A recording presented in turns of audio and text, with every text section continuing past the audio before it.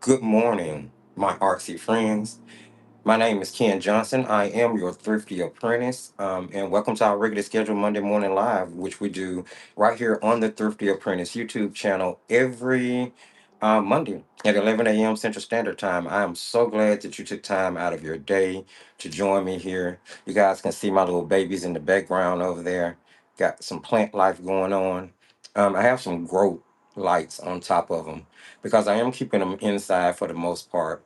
And the window that they're in front of, the light doesn't really come through as much as it does the front windows here because there's like a big tree right outside this side window here. So and then there's like windows all across the front. And one day I'm actually going to give you guys a studio tour, like no BS. I'm going to give you a studio tour. I just need to get the studio in the condition to say, hey, this is my studio. Um, because I'm one of those, especially due to the fact that I run two channels, one being an art channel, being a craft channel. I'm kind of all over the place in my studio with different stuff, and I just want to get it together before I call myself doing a studio tour. But I've been promising you guys one, and I'm really going to get around to it. Today, we're kicking off part two of our granulation video. Granulation video where we made, yeah, of course I left it across the room. Because why wouldn't I? I mean, yeah, I couldn't have been less prepared for today, right? That's okay. I'm gonna get up. I'm gonna walk across the room and get it.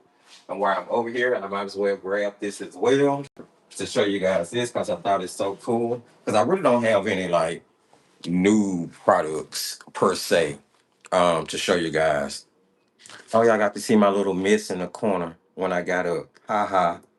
Look over the studio. Ha ha. Look over the studio. Um, so as you know, we did the granulation thing where we made the palette, or I put the palette together, and I was basically showing you how you don't necessarily have to order granulation. So I showed you guys how you could go through like your own two colors that you may have already and just sort of pull out those colors that granulate. We worked with granulation medium as well, where we put granulation medium into certain granulating colors and certain non-granulating colors to see the texture and the effects that we could get. I still love this mixture that we did. Look how the burnt umber and the ultramarine splits apart. Now, this was using two colors where the pigments already kind of naturally granulate. And then we also added granulation medium to that one as well. And look, so you can actually make your own chameleon watercolors, your own two-tone colors that split apart and offer you texture. So just kind of, go through what you already have, especially if you have paints in a tube, and see, you know, what textures they give you.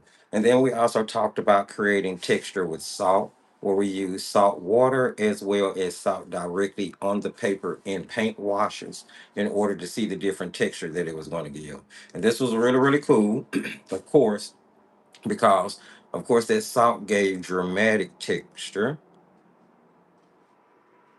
So amazing, so cool it was, right? So now what I wanted to do today is we're going to expand on that by using that palette in order to paint. I have a piece of paper, a 9 by 12 over here that I've sectioned off into a couple of different little illustrations because the thing, excuse me, with granulation is that you kind of want to give it the ability to naturally dry so that the water and the pigments have the ability to react together and give you that the most intense texture. Now, what I've decided to do tonight over in the Creation Station for our regularly scheduled Monday night Creation Station live over on Patreon is we're going to actually continue the whole granulation thing. I actually ordered a 12 full pan set of granulating watercolors from White Knight. And we're going to use that to expand the palette that we're using today. Swatch out those new colors. And then we're going to experiment with using the granulating watercolors on rough paper to see the difference that using a textured paint on a textured paper would make from using a textured paint on, say, a cold press paper that's not as rough, or even a hot press paper, which is going to be super smooth. So we're going to kind of experiment with that over in the creation station tonight. I think that'll be a great kind of piggyback type lesson off of what we've been working on as far as this is concerned. So yeah, let me show you.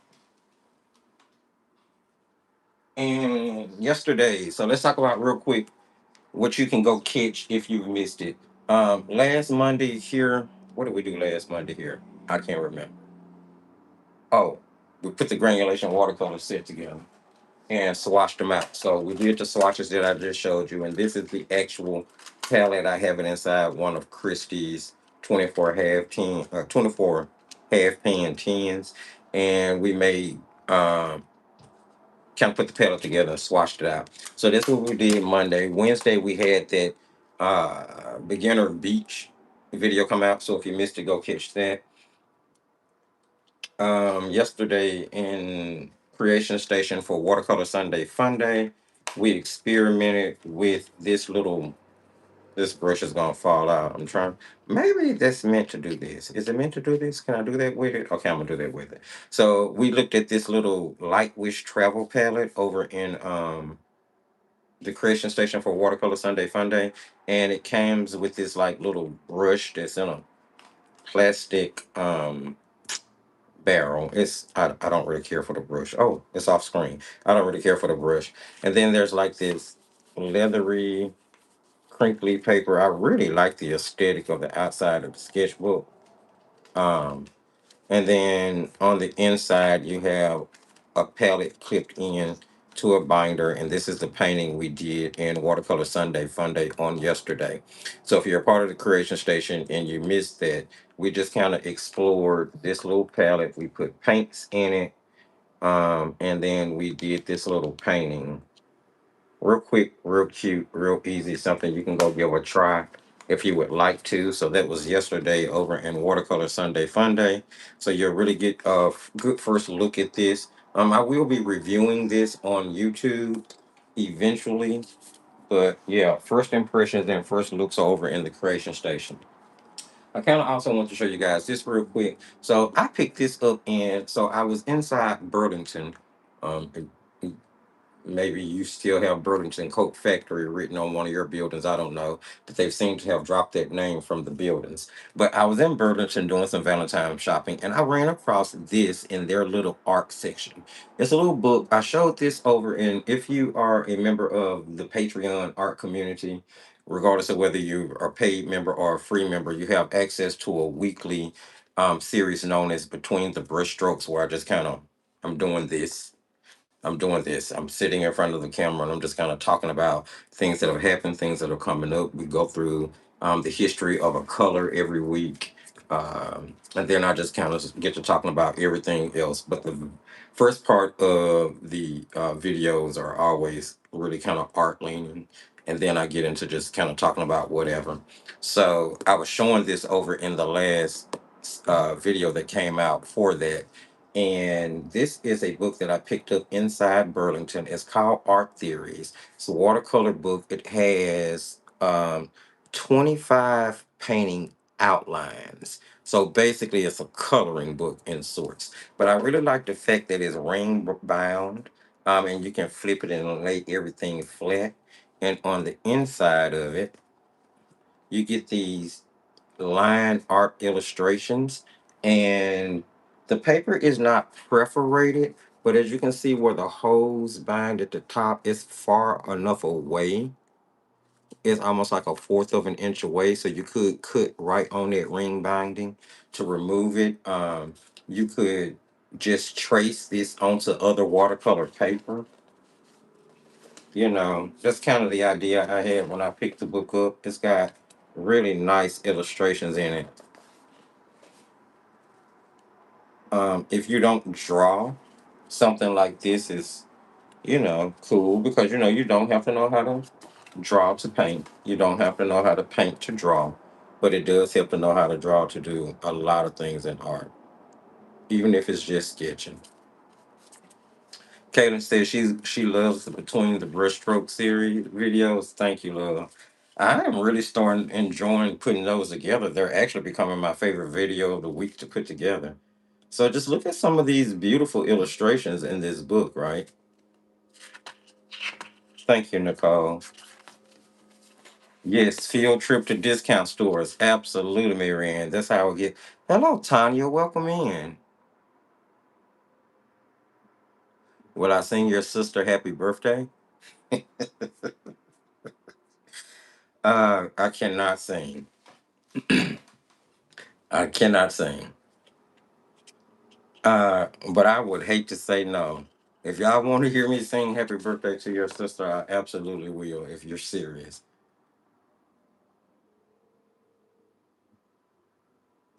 Look at those. Yeah, I'm just kind of showing you guys what's in this book now. And it's like 25 of them. So there's 25 different ones. So you could definitely like trace those onto other paper in order to save the original. This paper is 250 GSM in here, so somewhere between 90 and 100 pounds. But I probably just transfer the images to 140 pound or heavier weight. Look at that, 4.99, 4.99. So you can find some really good finds out there. You really can. You picked up the Emily Lux book from Blick. It has the outlines of animals. Yeah, you can find some. I mean, even coloring books. You can. You'll be surprised if you find adult style detailed coloring books of like still lives and things like that. As a matter of fact, what we're doing today, I'm going to show you how I'm using a sort of how-to book as a reference book for some of the things we're going to be painting. But I just kind of want to show you guys that because I thought it was really neat and really cool. All right, so we are using this book as a reference today. This is Ready to Paint in 30 Minutes Trees and Woodlands in Watercolor. There is the author. This is one of the books that was featured in, I want to say it was World Watercolor Month 2024 here on the channel. But basically, what I'm going to be doing is using some of the finished images as references. I'm not going to be painted exactly like it is in the book. I'm not going to be using the same color scheme, but I've kind of gone through here and found different references. Last night, as I was sitting on the couch, as I was sitting on the couch looking at TV, and I forget what I was watching, a mix of the Olympics and the challenge, I'm sure. So some of these are going to be the photo references that's being used. Again, I'm going to change up some colors. I am going to make some of them a little bit more simple, just so that we can see the true granulation in all of these paints that I've put together from not actually buying a granulating watercolor set. So this is the reference book that I'm going to kind of be glancing back and forth at as we work today. Now I'll go ahead and show you. Okay, I need to put this up here so I can have a reference of my swatches, and hopefully that's not that's probably going to cover up my light source too much. Okay, I'll work on that in a second. And I've already prepped my paper. I'm painting on 140-pound cold press acid-free paper. This is Strathmore 400, the one in the brown cover.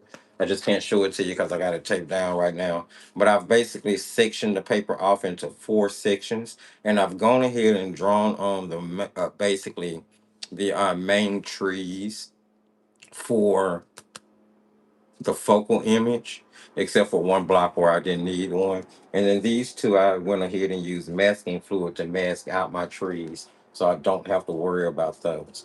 On this one, I used the masking tape or painter's tape masking technique. Instead of using masking fluid or drawing gum, where it may be called in some places, I decided to use masking tape to mask out where my birch trees are going to be. And I did this particular one. I'm doing this one because I want to show you a technique you can use in order to mask if you don't have masking fluid. That way, if you decide you want to kind of paint along today and you want to mask out trees, you now know that you can use the trick of using masking tape or painter's tape in order to mask out the area where you want your tree to be, and then continue to paint just like you would if you had masking fluid down. And in this case, you don't have to buy masking fluid. You don't have to worry about the smell or the scent. You don't have to worry about the drying time. And you don't have to worry about being shaky on the removal process. So, two different ways to get the same thing done. Okay? So, that's what we're working on. And I'm going to put this here. It's going to be a little different, to say the least. If I had have known that things would be kind of the way that they are as far as the camera system goes, then more than likely what I would have done is painted on smaller paper. All right. What did I do with the here is the palette? Okay, so at this point I'm gonna flip over to the desk. Here are what we're doing. Let me grab my reference book and get it open. You guys can actually paint along because these are landscapes and they're actually super easy. And like I said, you can grab you some masking tape and use the masking tape in order to mask out your areas versus using masking fluid. It is not necessary to have drawing gum or masking fluid. I just wanted to show two different ways to do the masking technique. So we're going to start with this buddy up here.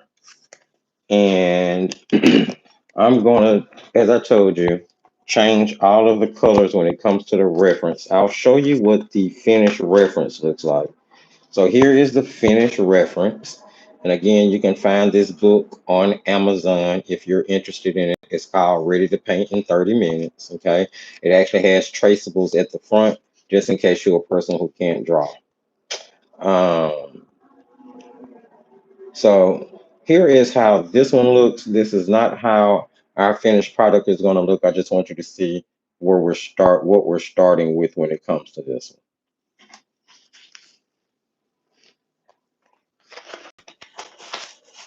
And we're going to see how granulation is going to add to the landscape. I guess I should have grabbed some of the granulation medium so we could have used some of that as well, because that's the whole point. And we'll put salt in one of them, which of course I didn't bring salt. Because why would I bring some salt? Because that would have been too much like right. That's okay. We're going to grab a number 10 round to start off with. We're going to work on the sky up here. And I'm thinking, because from the reference photo, you had a really kind of yellowy orange sky. It's more of an autumn day. Since we're more in springish, getting ready for springtime and wintertime, that's sort of what I'm going to be concentrating on as I change these up. So let's go with um, ultramarine blue. I know that's in this big pan. So I'm going to start with some ultramarine. And I'm adding a lot of water to, I'm going half water, half pigment in my mixture, because you do want enough pigment and enough water in order for your granulation to do its thing. I'm actually going to wet the background on this one. We want a shift in color as it dries. Now, if you're using the masking tape, you can paint right over it. If you're using the masking fluid, you can paint right over it. If you decide to paint around your tree, go for it, if that's what you're used to doing. But none of these should be too complicated for anybody to really pull off. So I'm actually going to wet all the way down to my horizon line down here. So I have a horizon line kind of angled, starting about a third of the way up from the bottom of the paper, and then it kind of angles down. And then there's a tree line behind the tree. So let's grab some of that. Now this is PB29 ultramarine blue, which is a naturally granulating pigment. We do not need to or have to add any type of granulation addition, not unless we want to force a more textured granulation, which I don't. This is the sky we're working on. And I'm just going to brush that all the way down to the horizon line, letting it run out of paint. We should get all of our texture at the top. I'm just going to use a soft, damp brush just to make sure I don't have any harsh edges anywhere. See, right away, we've already changed the time of day from our reference photo.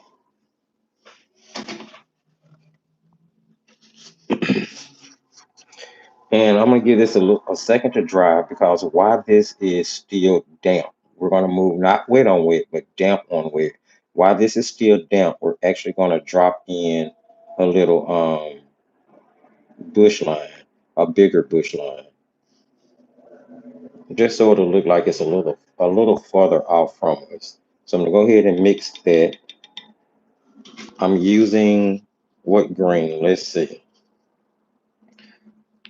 Uh, I'm probably going to use the Van Gogh Dust Green, which is PBK 11, which is the more granulating color, and it's mixed with PG7, which is a phthalo green. So the PBK 11 is the pigment that's in this particular mixture that causes the granulation for that mixture.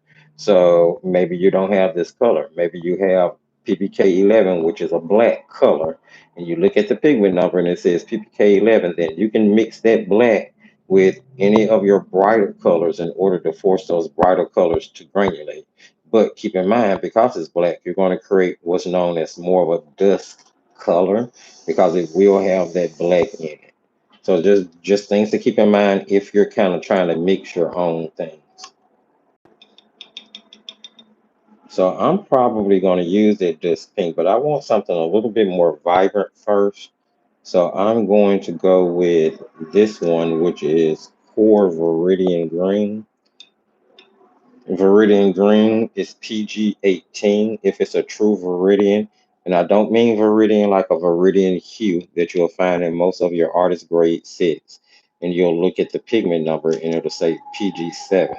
That's basically where they've taken phthalo green and formulated it to look like a darker Viridian, but it's not the true Viridian pigment. So you're looking for PG18 if you want something that supposedly is going to granulate.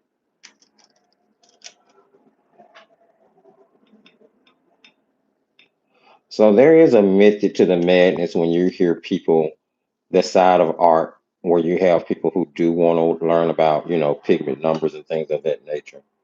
It's a method to the madness.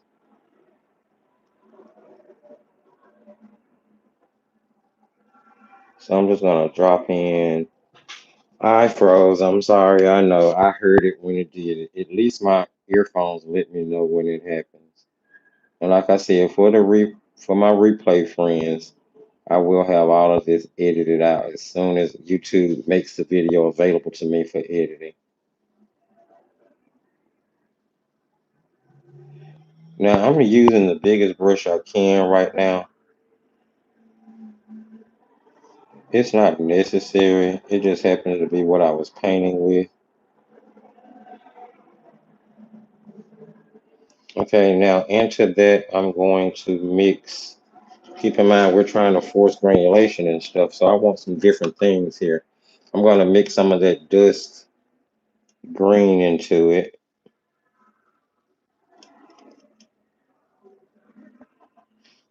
Add some water to that because we want to be able to see the granulation.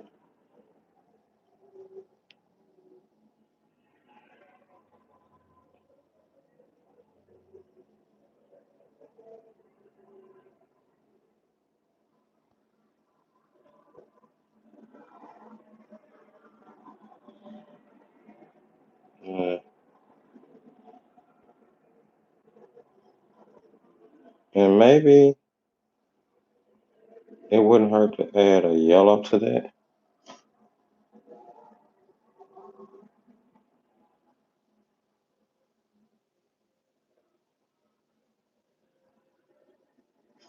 Just kind of let that, I don't know.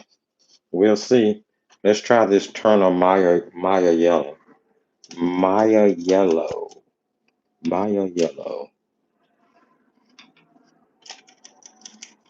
This one is a little bit harder to re-wit. I think I was telling you guys when I put this palette together.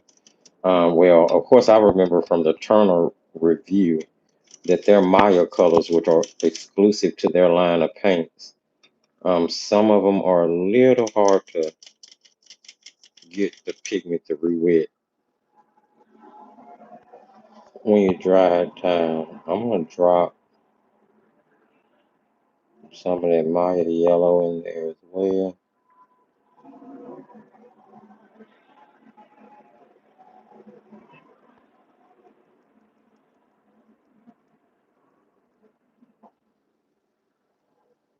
And just kind of let those blend.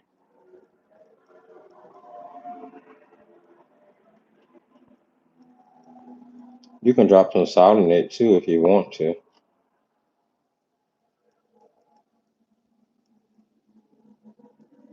All right, we need to let that dry on that piece. So we'll move on to working on another one. I guess we can start with, let's see. I want that to kind of soak in a little bit before I start moving it around. Let's start with this one down here. And this one is basically just going to be looking at birch trees in a forest type setting. So I'm going to wet my background here.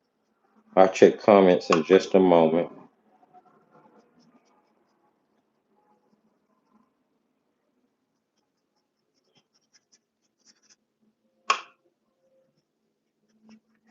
And with that whole thing, maybe I want to keep all of these kind of, bright. That's what I'm thinking. I'm thinking I should keep all of these bright. Let's go with this cerulean blue hue PB15:3, which according to Shinhan is supposed to granulate. I feel like the texture is super mild in it, but it's there. So we're going to use it because it makes a pretty background color. I can always add a little touch of ultramarine to it if I just have to insist that it granulates more, or I could add granulation medium to it.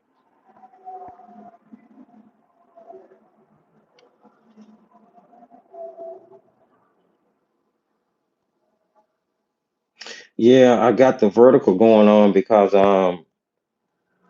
view is ended up being vertical because I was trying to do the go live together feature from the YouTube platform. That way I can use two of my cameras and have one on the creation disk and one on my face, and it'll only let it go. It'll only do it in like a vertical form. The thing is, I haven't figured out how to get both of them on the screen at the same time. Now, all the videos I watch show a very simple process. Press this button, this button, this button, and bam, you're on two cameras on one. And yeah, that's just absolutely not how it worked out for me. And I need to get a desktop because I have a laptop, but it's just, it was a nice gift, but it just didn't. It's not powerful enough to do what I needed to do. It's more of a e-machine than anything, if the truth be told.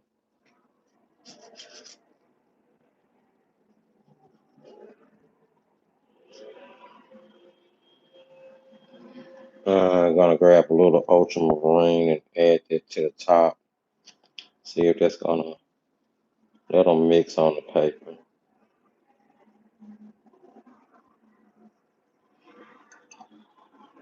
Still grab some water.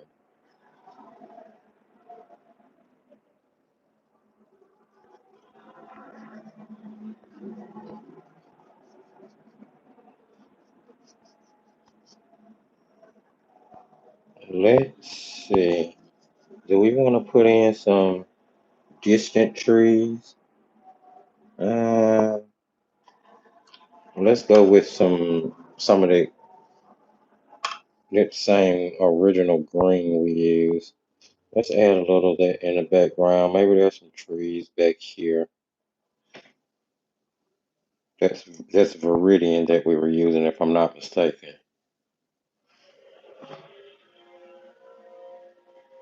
Let's get some, some greenish color going on back there.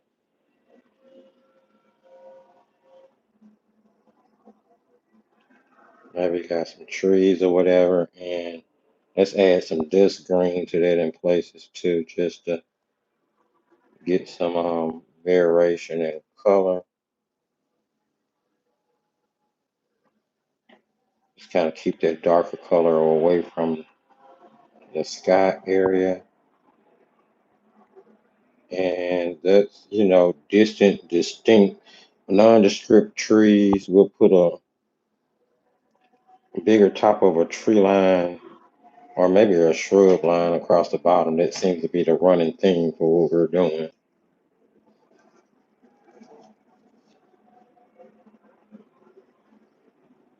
But notice how much water I'm using. Notice how much pigment I'm using in order to see if we're going to see out of that beautiful texture.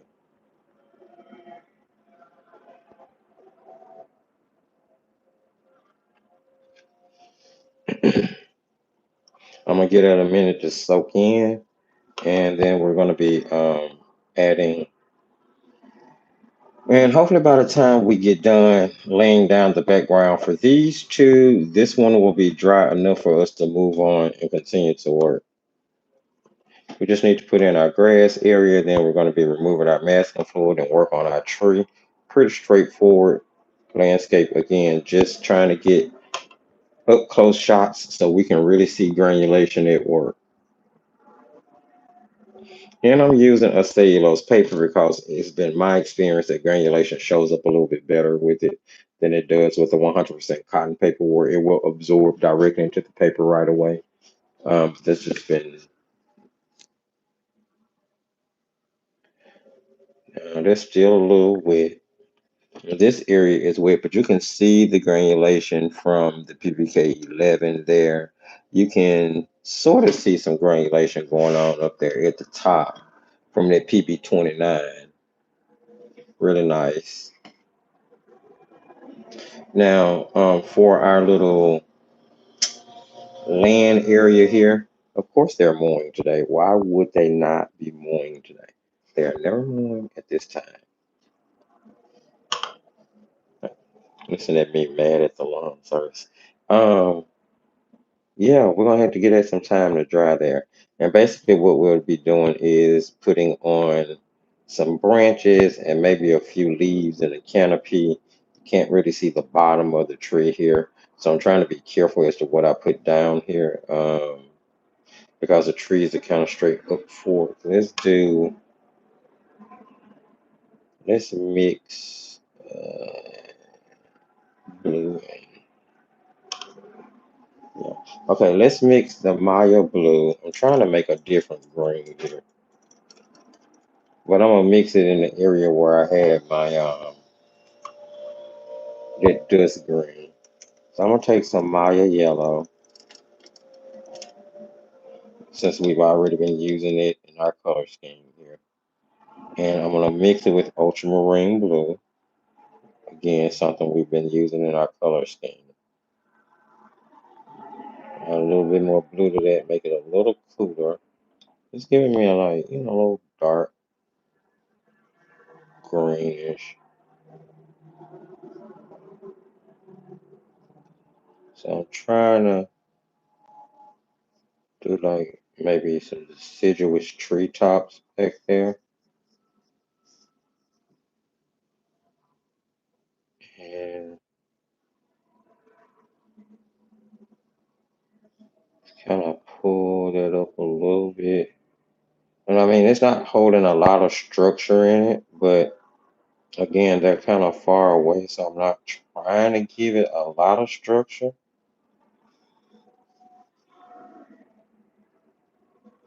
Just want some contrast behind.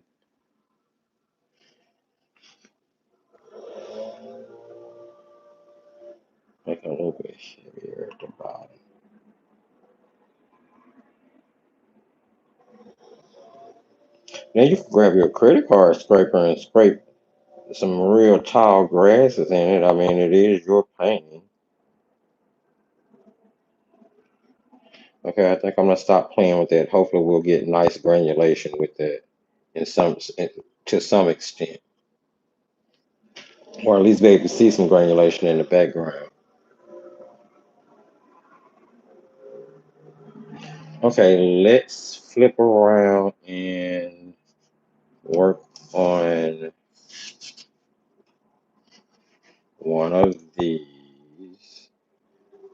I want to kind of go here and go ahead and get this out the way. Let me find that reference real quick, and because again, I want to take the background images in a different way from the reference.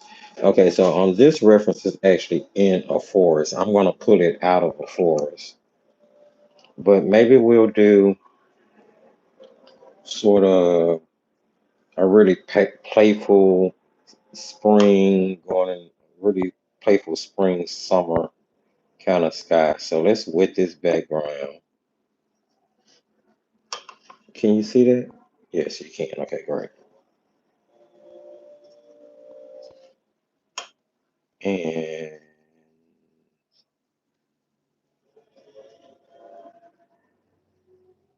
so next week we'll be back to our regular landscape, our horizontal positioning until I get the go live thing together figured out. I did try it though. I mean, switching back and forth is not too bad. I just hate the fact that it kind of forced disconnection on one, which is why we've had so many drops in the live today. So yeah, don't really care for doing it that way for that reason. I'm actually kind of oversaturating. And if not need to be just for the sake of getting through this live, I would use my hair dryer. But you guys have the ability to go back and rewatch as many times as you want, so you don't have to rush the drawing of any of your paintings um with a dryer. So here, let's see, let's do something pretty. Let's start with a blue. Let's start with an ultramarine, kind of water it down and kind of brush it in, because that's gonna be those little textured areas, right?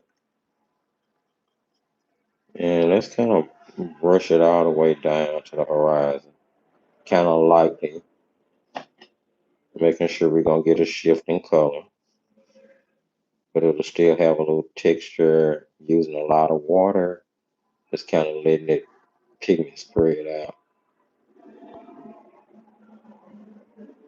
Kind of take it down a little bit over the tree line if you want. It won't hurt it, no big deal. I'm going to add in some Maya red into this one. Let's add a little touch of red to the sky. Now, this Maya red is one of Turner's synthetic pigments that has granulation to it. Mild, well, not mild granulation. It actually has really nice granulation to this one. I think that's a little too much, too dark. Maybe too dark. Yeah, it's gonna be too dark. It's okay. I'm gonna still put it in there anyway. Rinse my brush. Using that big brush is gonna definitely add water to the mix. See if I can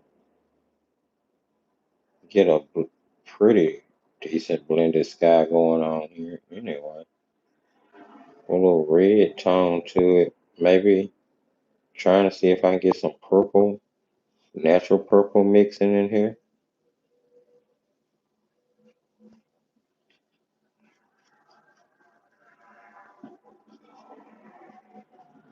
There we go. It's light enough to not cause too much trouble. Add some more blue to the top, make it a little stronger. It's gonna kind of gray itself out as they touch each other and kind of go purplish, which is just fine because now it's give me another natural on the paper blended color in my sky. I'm good with that.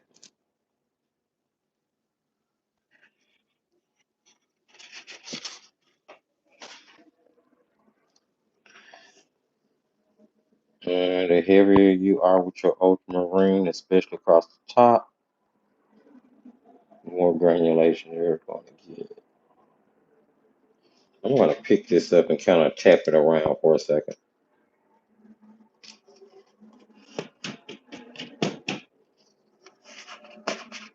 Kind of get rid of some brush strokes.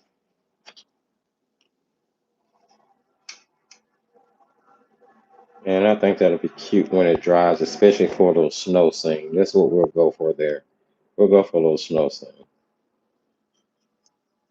So we'll paint in some kind of distant trees. They'll be really small in the background, which is going to make our tree that is masked off look really, really close.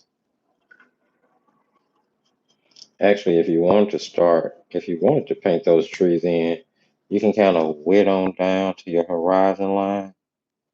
You can actually go ahead and get those in. I'm gonna see if I can go for a different green. Let me put that big brush to the side. Let's see. This Davies gray is a really desaturated green that I think will work really well as a distant green. So let's try that out. I'm actually going to switch over to a smaller brush. So I'm going with a number 6 round this time. And let me find that particular one. It's here. And again, I'm mixing it into the area that I had the, uh, I'll continue to start a new mixture in because it's contaminating it with the colors from the other mixture. Which one was I doing? Davies gray. That's this one. Yes, this is another one that's a little hard to re-wet for some reason. Davies gray has PBK 11, which is the granulating pigment. Um, PBR 7, which is, it may have a little texture to it as well. And then PG,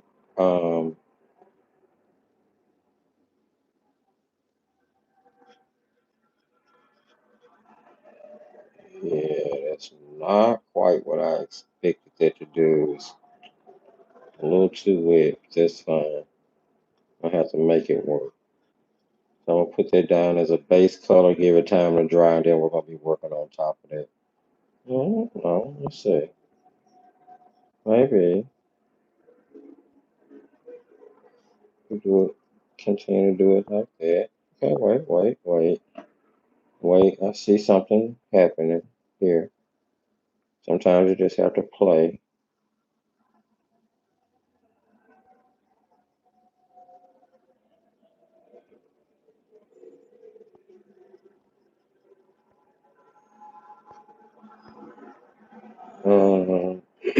Excuse me.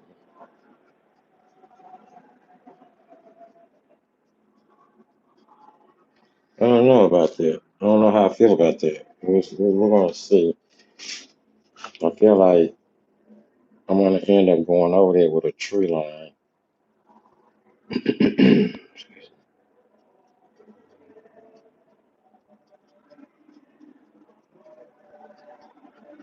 But it'll work as background texture, so that works.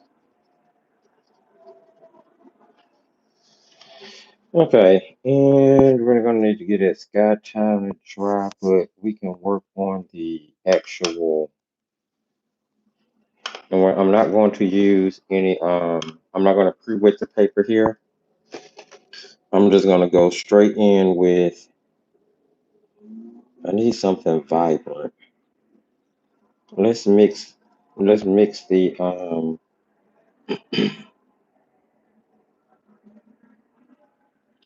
Viridian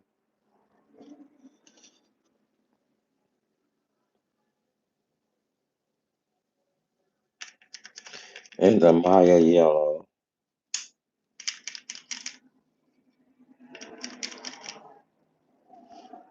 gradient is a little softer than one would expect as well for it to have a granulating texture to it. We're gonna mix it with this Maya yellow. And I don't have a lot of water in this, not a lot. Hopefully we'll still get a little granulation.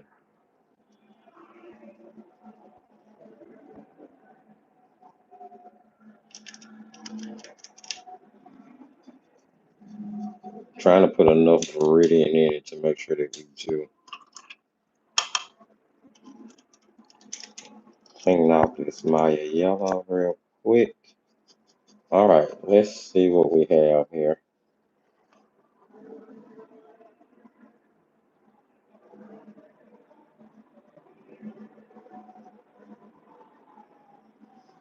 Took it right away from snow. Decided to go ahead and go with a springish day.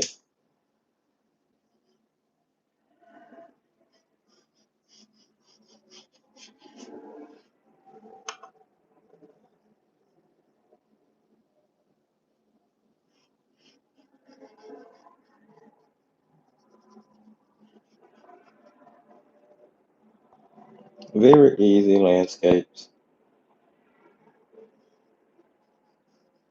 Nothing that should scare you at all.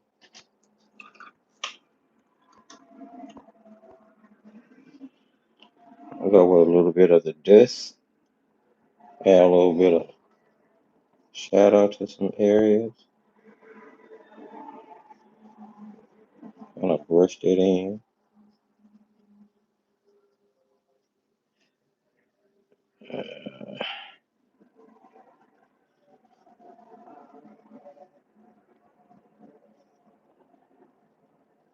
On there, what end I put. All right, and just add a little texture to the grass area. We may put some grass follicles in there a little later on. What I want to do now is get this time to dry, decide what I want to do with this tree line. Um, so let's move down to this one, and then we'll jump over here and finish up this one.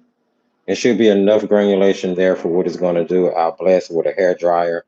We'll remove the masking fluid and get that one kicked off. But let's get this one started. Can we see this one? Let's slide things over just a little bit.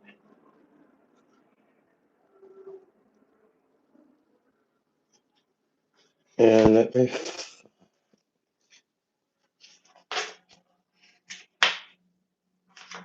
me find the last image I want to do.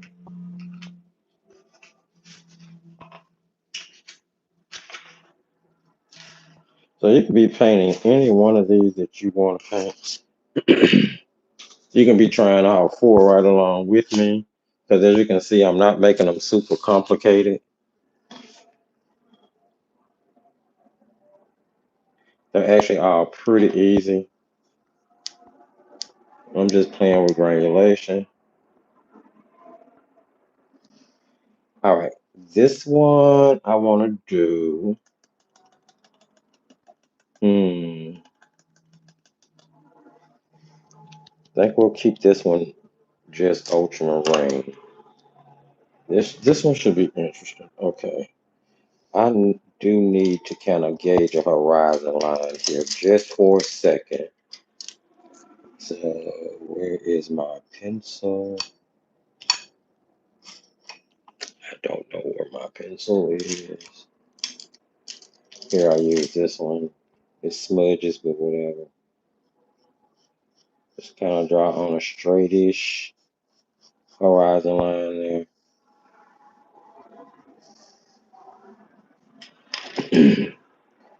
And then we're going to wet.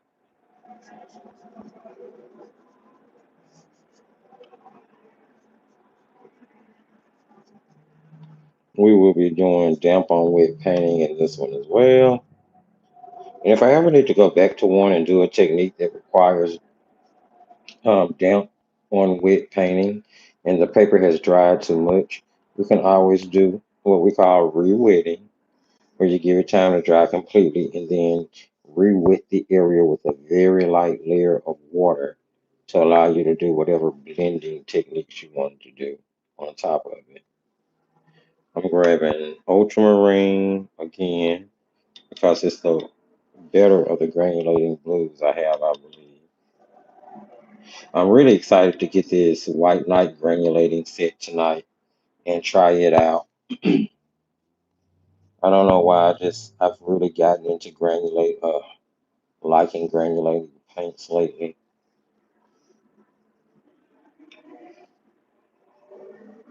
I'm just gonna put in a lot of blue at the top and then do a flat wash and it'll start to ombre itself.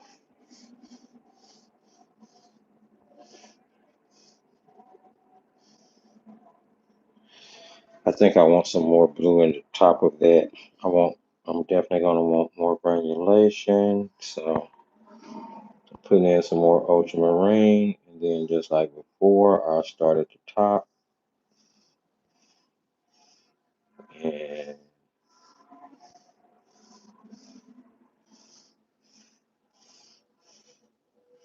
just let it pull itself down. I'm gonna give that a second to dry a little bit, and then we're actually gonna go in with some. This is one we're gonna be doing the re-wet technique with. So I will be grabbing a dryer and speeding a lot of this up in a minute. We need to give that time. So let's go here, and it's not too bad actually. Let's paint the field. We're going to use the same green, or somewhere in the same green family that we did for this field because we want to bring it forward. I really wish I had a sap green that granulated, or if I had to just put a sap green in here. I really don't care if it granulated or not. I'm going to add some ultramarine blue to that mixture I was working with. I'm going to add more of the Maya yellow because I need that to be more sappy. A little bit more Maya yellow.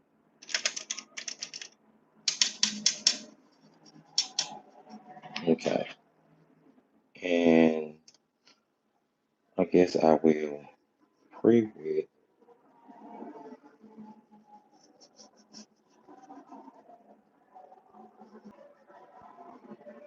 And I'm just going to put down all of that mixture. Hopefully we'll get some granulation in that foreground.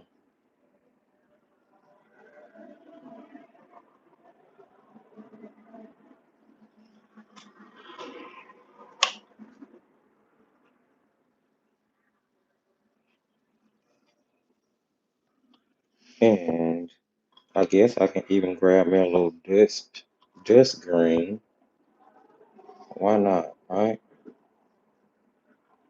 Get a little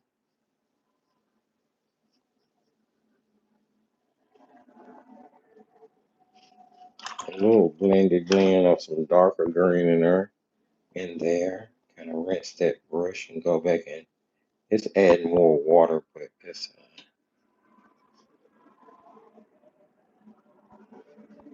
that Maya yellow gets a little goopy. So that's something to think about if you end up with a Turner palette and you have the Maya colors in there. Okay, let's see, where can we go now? Can we go back here yet?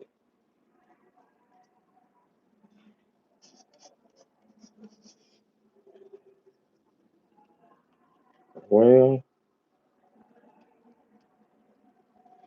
not too bad. Let's mix up our next wash. We're gonna put a um, kind of springy looking trees back there if we can. I don't know how well it's gonna lay down on top of that background because it did get a little darker than I wanted it to. So we're gonna see how this works. This one is definitely gonna be an experiment. So I'm mixing that same Maya yellow because it's actually the only yellow that I have in the palette so far. So I'm having to use it, although it does tend to get a little goopy. Excuse me. And I'm going to mix, what else have I been using? Iridium. Eh, simply because I know those are granulating colors, but we use the Davies gray as well. I guess I could try mixing that with, well, let's see. Why not? Let's try mixing the Davies gray. Maybe we'll get an olive. Ooh, it almost looks like olive. Oh, I hope that granulates. That's going to be gorgeous. Let's put, okay, that almost looks like a, let me get enough saturation in it.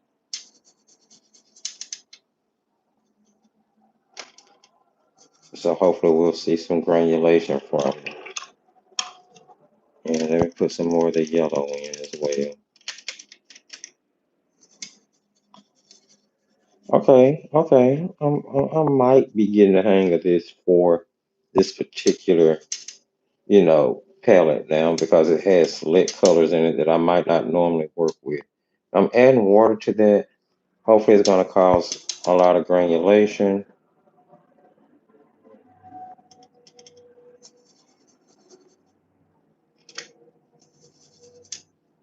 I just don't know. Add some more yellow to it.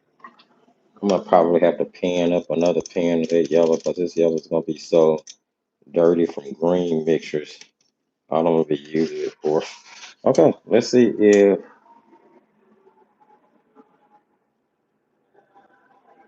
uh,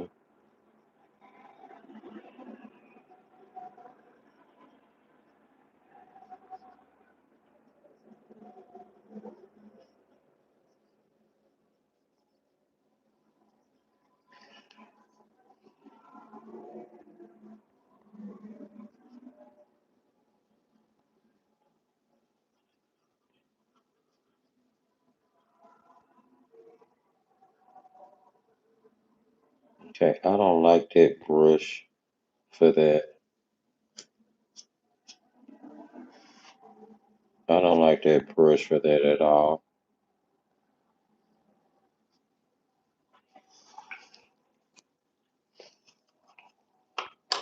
Let's switch over to.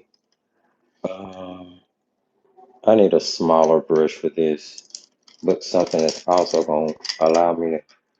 Let's try this one. I just went down a couple sizes. This is a number 3. Same type of brush, but just,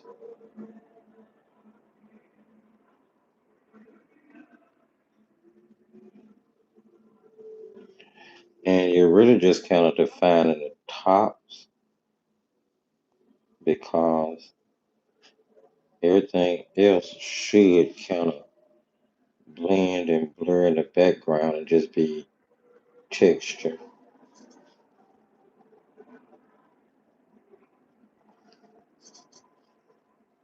Trying to puddle it when I put it down.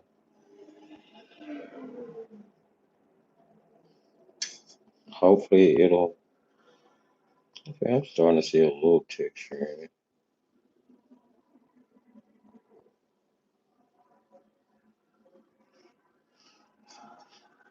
And you just kind of want to put in a kind of tree image, some tree imagery. Keep in mind, we're still doing background. Here is nondescript. We're just trying to get a bunch of texture back there.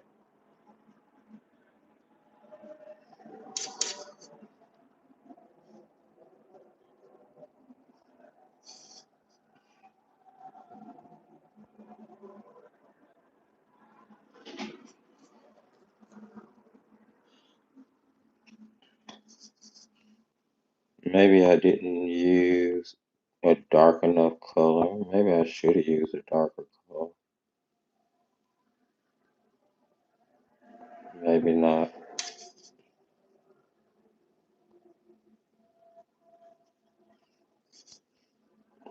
Because I don't want to be like, I don't want them to be prominent trees. I don't want them standing forward like the birch trees are going to do. I want it to look like they just kind of back there in a distance somewhere. A whole bunch of.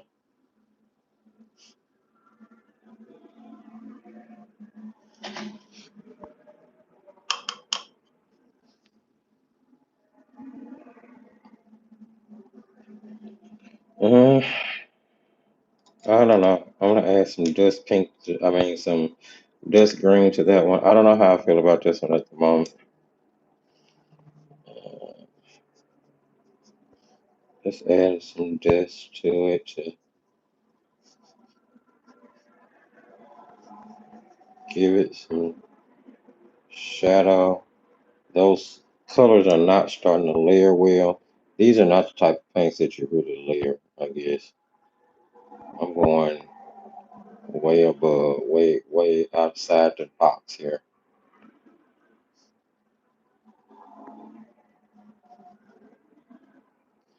Okay, I'm gonna leave that alone and let it dry. We'll see. Um, Going back to number three, and I want to do something about that tree line. And I'm not going to worry about this tree line necessarily having granulation. If it happens to get granulation, great. But I'm not going to be focusing on that primarily, not for this particular tree line. I'm grabbing a, what is this, 8-inch dagger, and I am going to, okay, I'm going to use this mixture I was using here, but mainly mostly paint, not a lot of water. So I'm adding more of the yellow to it. This time I'm using a brush that won't carry a lot of water and it's grabbing much more paint. So it's going to make my color mixture more saturated, which is why I'm saying I might not get nearly as much granulation with this. Going back into that Davies gray, mixing that Davies gray with that yellow. Sort of the same thing that we were doing down here.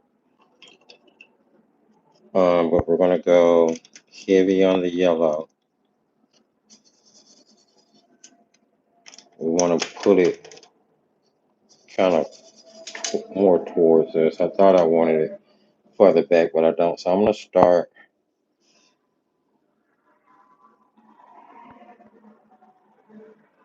and you want to make different size, straight up and down strokes here. We want to turn this into a multicolored tree line.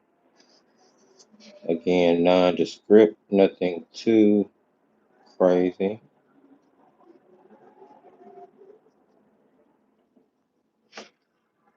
You can add some water to that on the paper once you get the coverage you want.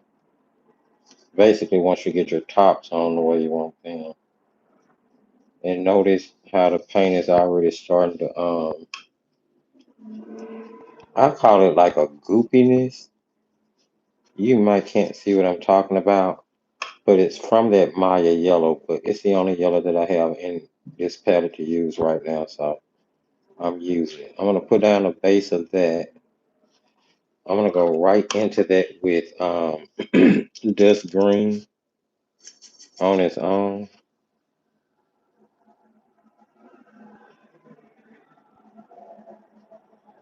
Just gonna blend it in here and there.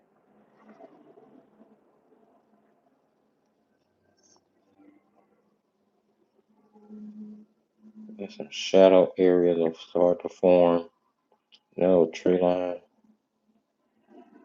Make it grasses if you want. You don't have to make it trees. Whatever you want to do. Just want to add some contrast. A lot of times we don't like our paintings, and it's because the values are off. We don't have enough contrast.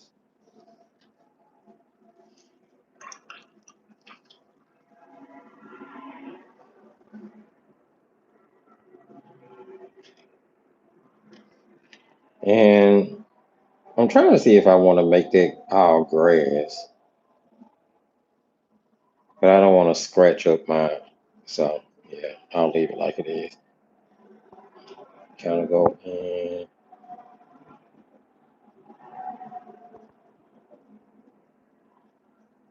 Now, if you want to put treetops on those, you can. A few here and there, but I'm not really worried. I just kind of use your darker color to scribble in some whatever. Don't have to be like super impressive type trees or anything.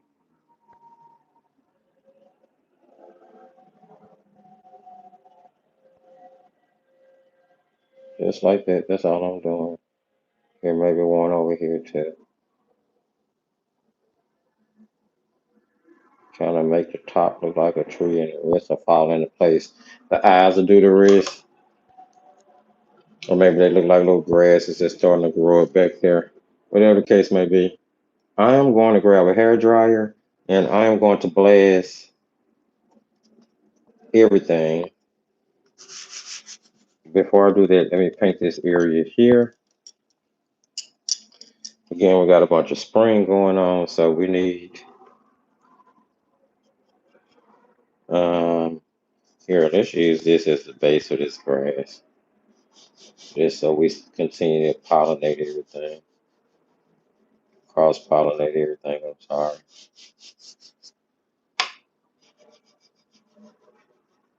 And adding water.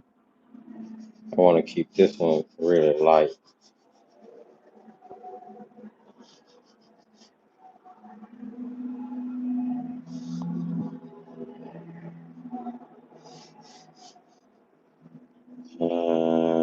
Grabbing some, mixing some of that with that just green.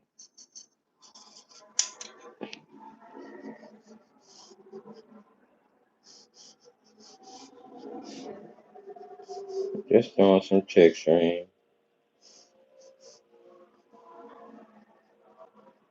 You'd be surprised with just a few strokes here and there due to the entire painting. All right, I'm going to grab a hair dryer. As I check the comment section, I'm going to dry this. Now I'm going to hold it back off of the paper quite a long way. One, because I don't want to burn the masking fluid at all. And two, because I don't want to kill too much of the granulation if I can. And let's go ahead and remove all of our masking. We'll start over here with the masking tape. Let's see how that little masking trick works.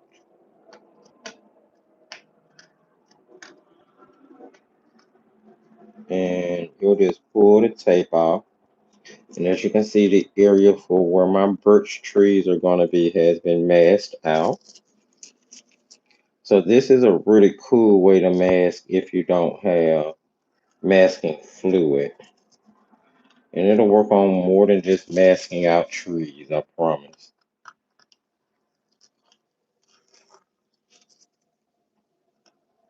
So we'll be painting our birch trees there on top of that background. All right. Now let's do it with using drawing gum. I just use my finger and you can rub. And as it starts to rub on top of itself, it'll remove itself.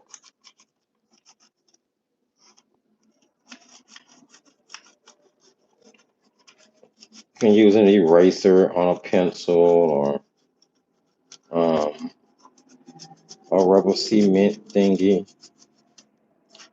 I've just never had a need to. It always removes. I actually like this particular drawing gum or masking fluid. It's Peebo.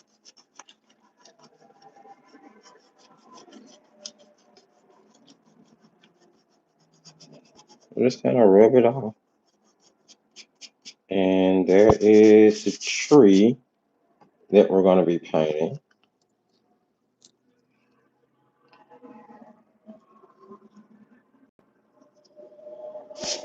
also gave me a little bit cleaner masking than, say, using the tape did, but you can definitely use the tape.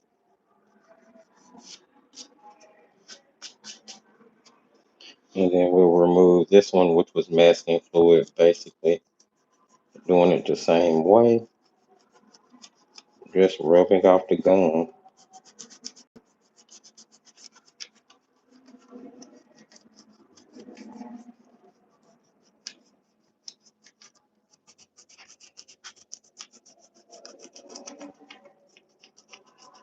And once you remove the masking to see where the focal image is going to go, it starts to make the background make sense.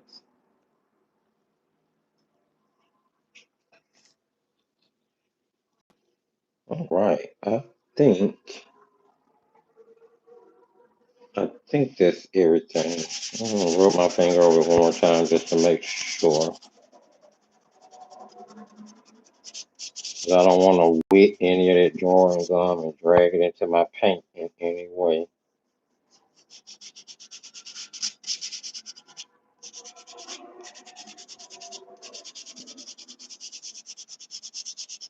Okay.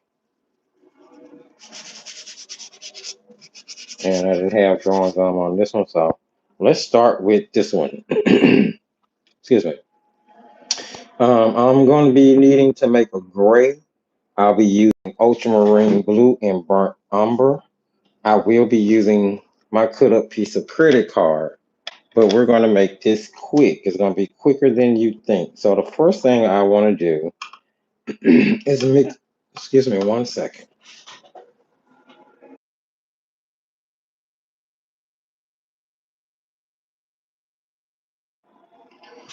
Sorry about that. First thing I want to do is mix my gray. I'm grabbing ultramarine blue. I don't think I need to go back to ultramarine for anything, so I'll mix it up here in this wheel where I had this ultramarine blue originally. And I'm going to mix up, I don't know, I want this mixture to be the consistency, say, of like skim milk, not whole milk, but skim milk. So, where is my burnt umber? Burnt umber is before oxide black, and black would have been the last one. So this would be burnt umber, and I'm gonna mix these together,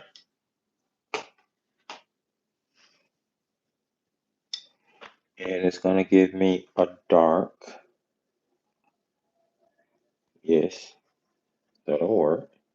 All right, first thing I want to do is start with the tree farthest away from the direction I paint in. So I'll wet, yes, I'm going to wet my tree.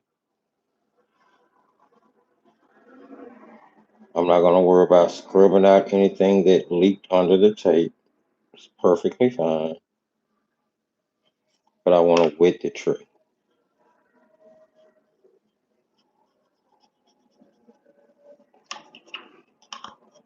And then I want to grab some of my gray and drop it in along the side of the tree that is quote unquote in shadow.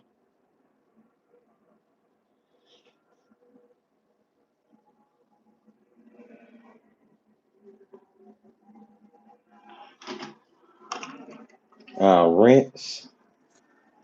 I'm going to switch over to a smaller brush. I'll rinse, and then I'm going to go in and blend the lighter side down, hopefully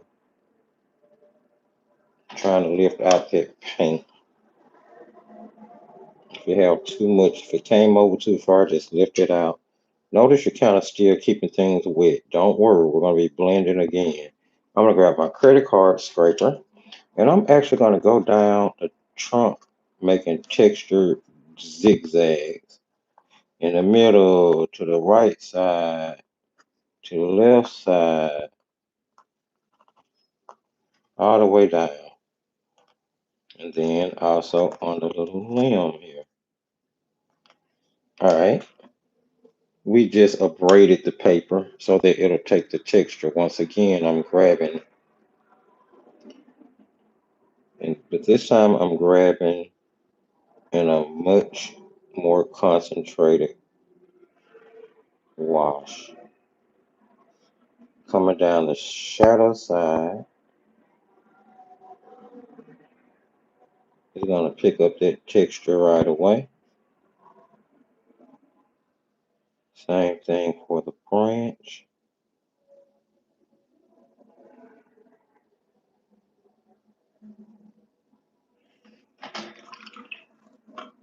Let's go back and blend. I rinse my brush and I want to blend that just to make sure I don't get any harsh, hard edges. All right. And then we're going to start in with the actual designs on the birch tree. Switching over to my synthetic um, 8-inch dagger. And what I'm going to do is go in with some of that,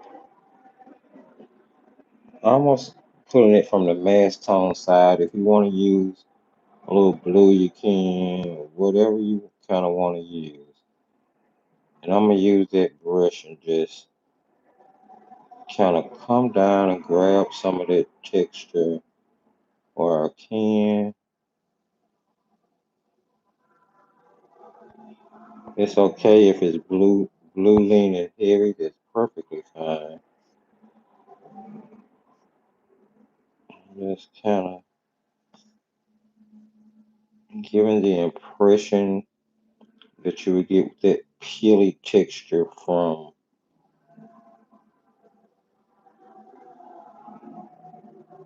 your birch tree. I'm going to go on and darken in this line on the side again just to make sure it's standing out from the background like it needs to.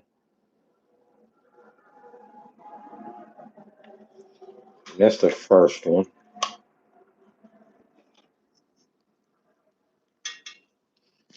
Let's do another one. I'm going to wet the trunk first.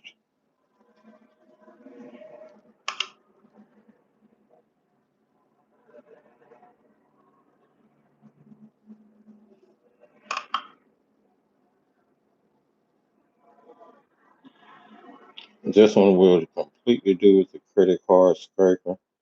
So I'm going to actually grab a wash of my gray here. Make sure I have water on my brush. And we'll go in and drop it down the shadow side. The more it hits water, the more it'll gray out. And before blending, I'm going to grab my credit card scraper and start putting in some kind of a little crinkly or paper pitty texture. It'll pick up the pigment and let it sink down into the paper.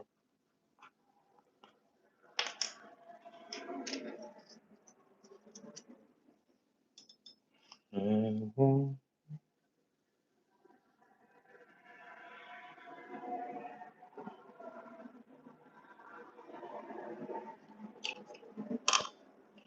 I just needed to add roundness to this one. It wouldn't necessarily have quote unquote shadow. And for the most part, birch tree limbs are like small and black, but I just wanted to give this one a little definition. We'll be putting those small black ones on as well. All right, now I'm going to go back and blend. Because we're using burnt sienna and ultramarine blue, those are what are called sedimentary colors. They typically do not stain and will reactivate. So even after something has dried, you can typically go back and reactivate the ends for it to. I figured today's video would be a little long. I didn't anticipate it being as long as it is. But we're gonna keep working where we 2 hours in. Okay, going on 2 hours in. If you're still here, hello. If you just got here, hello. I'm Ken Johnson, a Thrifty Apprentice, and we are playing around with granulating watercolors today. Just kind of doing a couple of landscapes that are a little less realistic, a little bit more kind of fantasy storybookish, and definitely on the beginner level. Something that should be pretty easy for anybody to kind of tackle, hopefully. That was the idea anyway.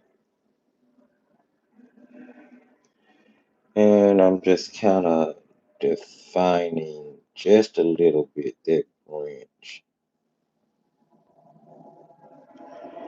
And I'm going to put a little little stronger shadow under that limb and blend what's on top of it. That's the thing about doing brush trees. It's really just a balance of a gray. You're balancing your gray because nothing, of course, is all white. And that's why I was okay with the blues leaking into it. If any of the greens had leaked under the tape into it, that would have all been perfectly fine. These two trees are pretty much going to be the same. They're both going to be sort of the brown bark of a deciduous tree. And we're not going to even put any leaves on. I mean, you can put leaves on if you want to. I'm really just making the bark the focal image of a bunch of things. And this one, we're actually going to be rewetting the sky and then doing some wet into wet painting to let the paint spread to give you some distant deciduous trees in different shapes. Put some barks on those as well. Maybe a little picket fence back there or something. You know, they're gonna all come together real soon. Finishing up this last one here, and I'm wetting my bark.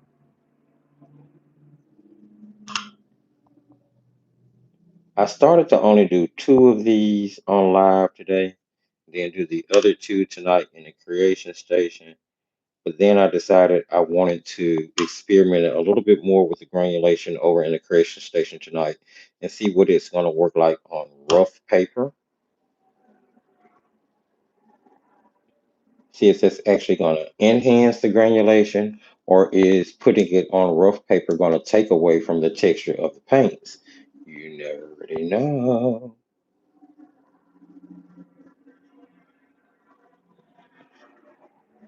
So we're going to see how that's going to work out.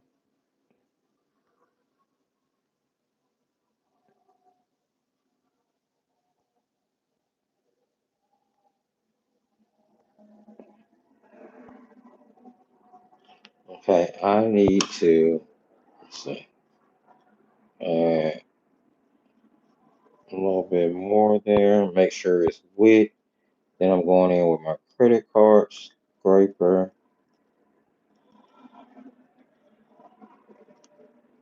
and kind of,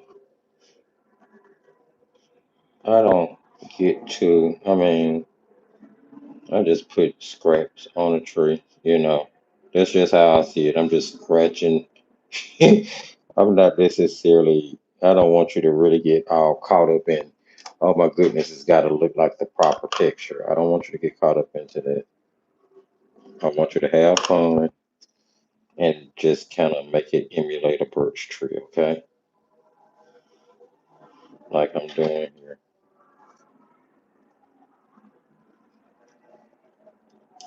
Add a little bit more dark gray to this side,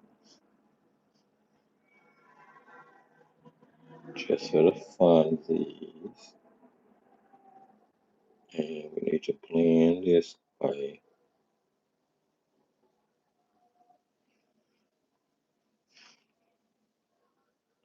I'm just thinking about where the shadow will be hitting on the trees. And each and you know, little details like this kind of help add to some realistic feel of your painting, even if you're not necessarily going for realism. you know?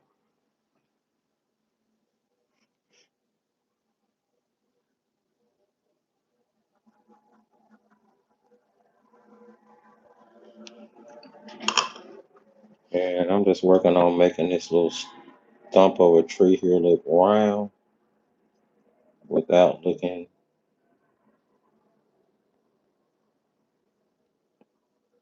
Okay, I need to add a little bit more darkness here where they separate. Of course, it would be dark in there.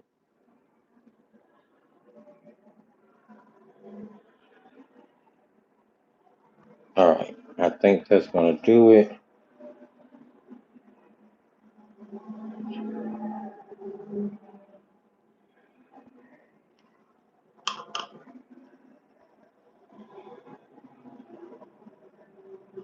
Yeah, I think that's gonna do it. If I need to blend any more a little later on, I can.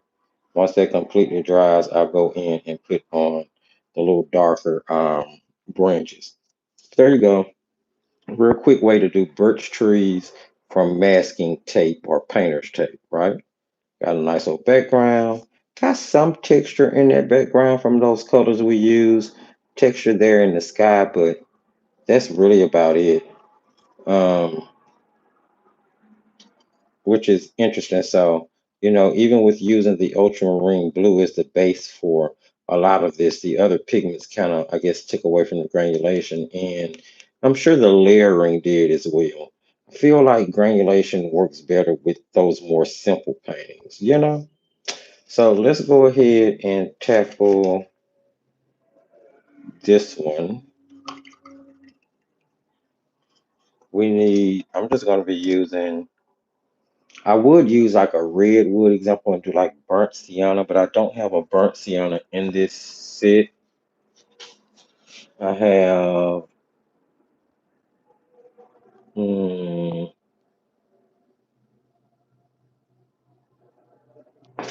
yeah, I don't have burnt sienna in this set. I could grab a regular set of paints because I don't necessarily have to do the tree with granulation, with granulating colors, although it would be really cool. So let's do this. Let's see if we can, that'll end up making the tree much darker than I wanted. Um, but you know what? This is about a granulation. This video is about granulation, right? So let's use this burnt umber in this set because the burnt umber is, supposed to have a lot of texture to it. It is what PBR 7, if I'm not mistaken, that this one is made of. So let's use quite a bit of water here. We'll wet our tree area, and we're gonna kind of use our credit card scraper again to put in wood texture. But this time, we're not going to be using lines straight across the tree. We'll be using vertical lines instead of horizontal lines to add our texture this time. But we're going to wait until we get the paint on.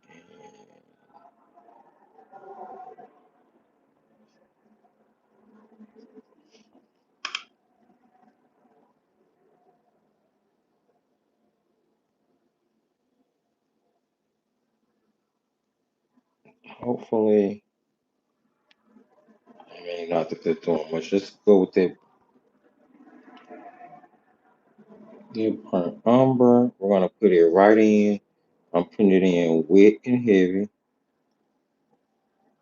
or in a really heavy wash, should I say, on wet paper.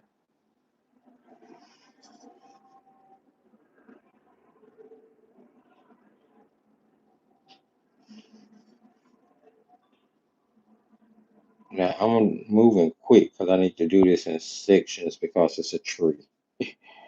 And let's bring this down here.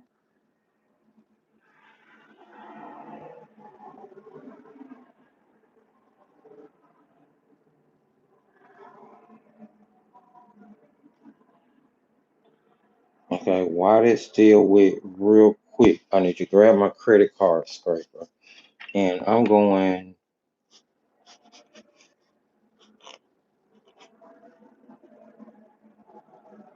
making weird circles and just putting the bark texture vertically across the tree.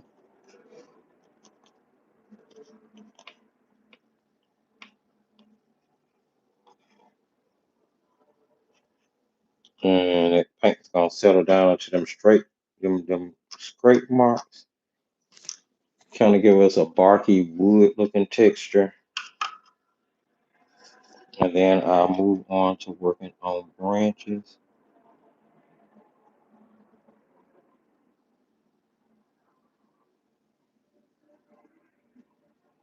And the great thing about this brush is it comes up on a really nice point.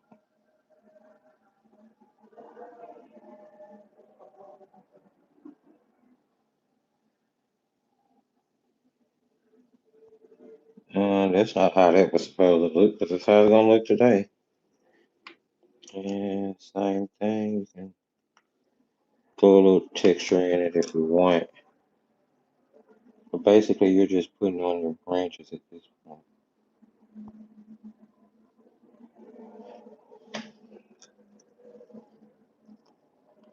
Another sedimentary color, so I'm not really worried about putting in shadow right now. I can put shadow in a second. It'll be just fine.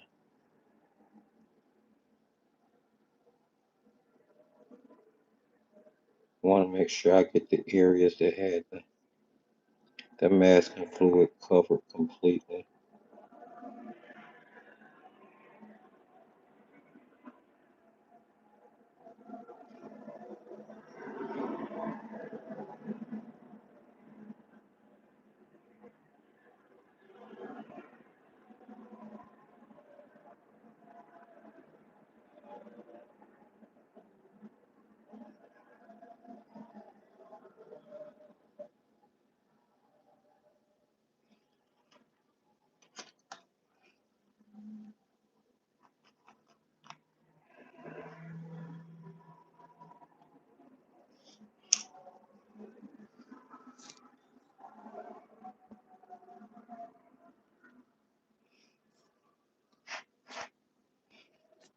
I didn't realize it was kind of off screen. I'm sorry.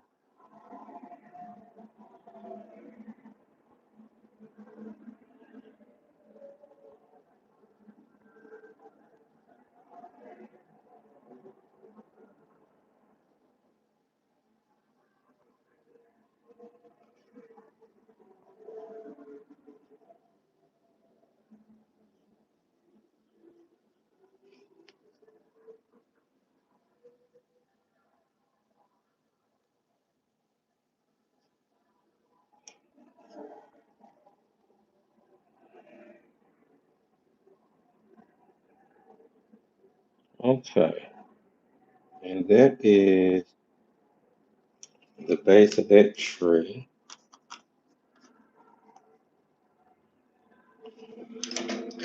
This one is kind of going to be the same, so I can go ahead and start putting this one in since and give that one a few seconds to dry. We can go in and start blending, and then we'll put in some grasses around the bottom of it. That one will be done. So again, real quick and easy, a lot of them. Just something to give you a way to practice with the granulation, showing you different ways to add texture. We were supposed to use salt. We didn't. Sorry. Trying to think about showing a lot of different techniques with this,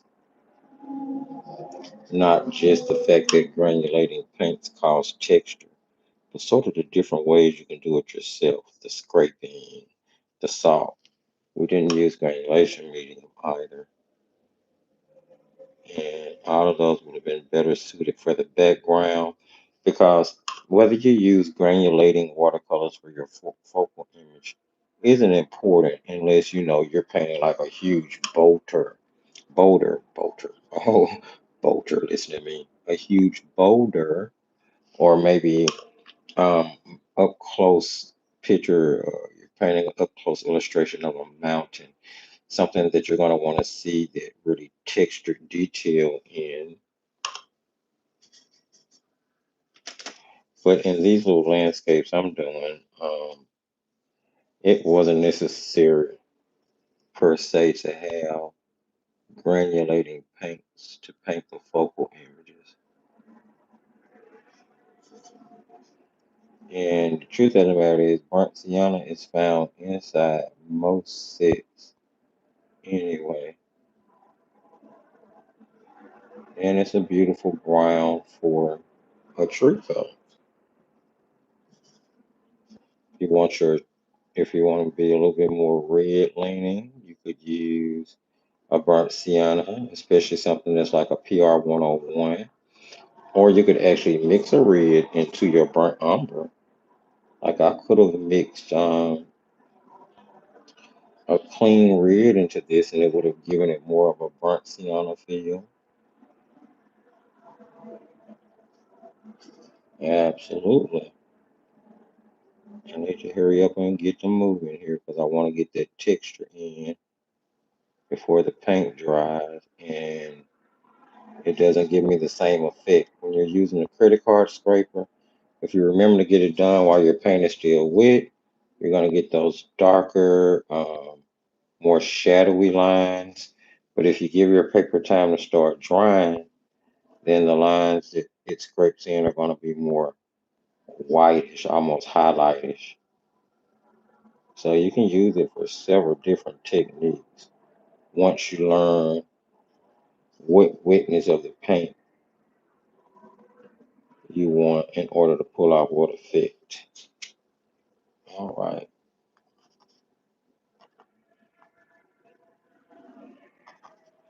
And then I put like these little knots in it as well.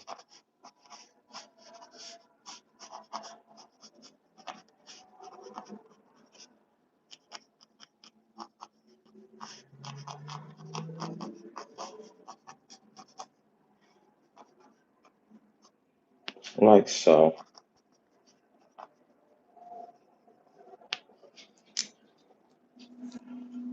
Guys see the texture. So it's really cool ways to get some kind of realistic effects. Let's go ahead and put in the rest of those branches.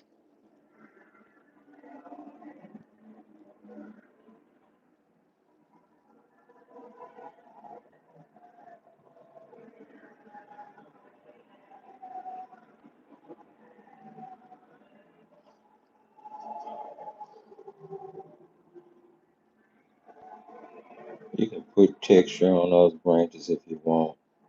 You don't necessarily have to. I mean,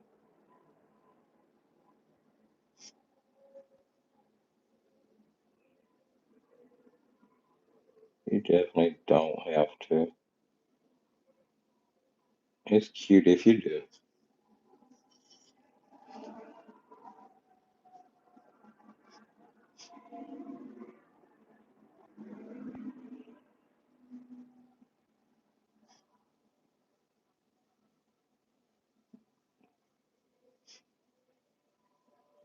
And if you wanted to stop at this point, you could, because I'm sure you guys get the gist of it. At this point, I'm just trying to make everything look tie everything up together and make it look decent. But all of the major painting, except for the very last one, is done, which we may not get to that one.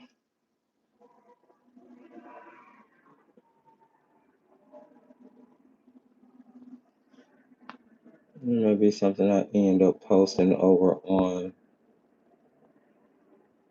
Patreon.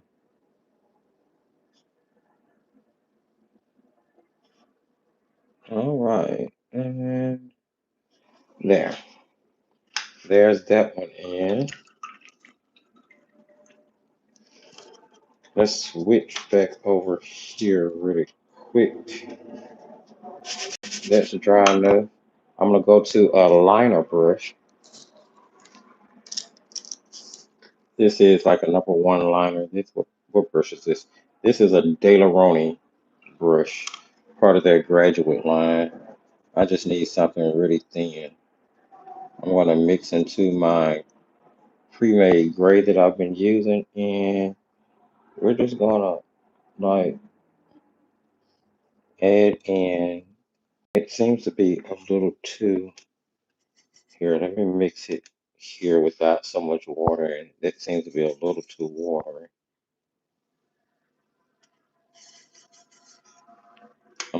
Shouldn't be mixing with this little liner brush, but it's gonna get the job done.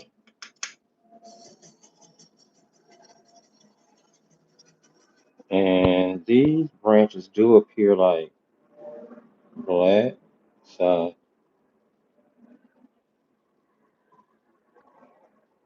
I'm not too concerned. They kind of start in a knot and then do like some crazy juxtaposition off of the tree. Just keep in mind that they don't just come from the side of the tree. You have branches that'll start over here too.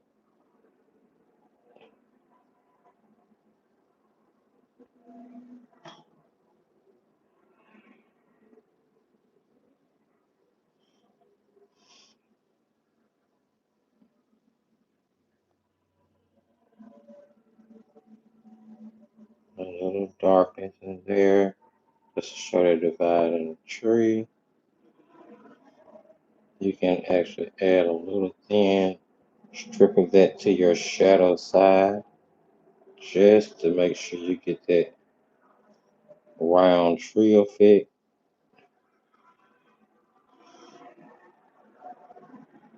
If you don't want to outline it, you just hitting it here and there.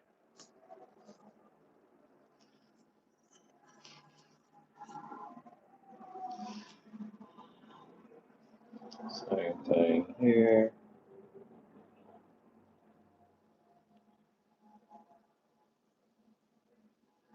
I just kind of let the brush just kind of flicker. I don't, then I twist and turn it. Try to keep my pressure light as I move upward or more upward.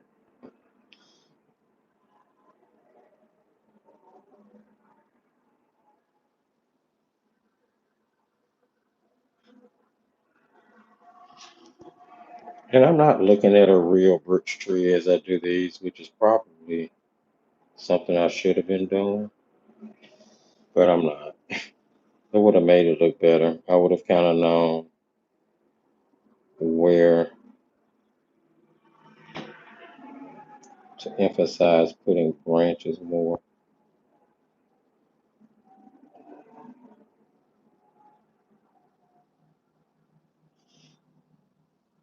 With that said, it doesn't look bad.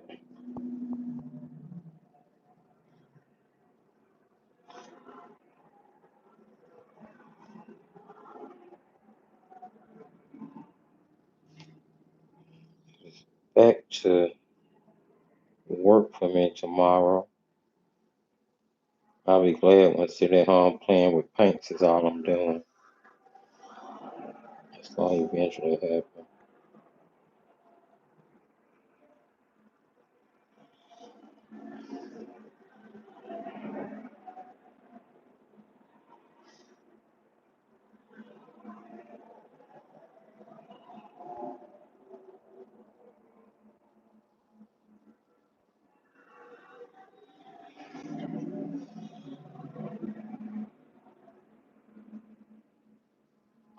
I don't know why the branch is so short.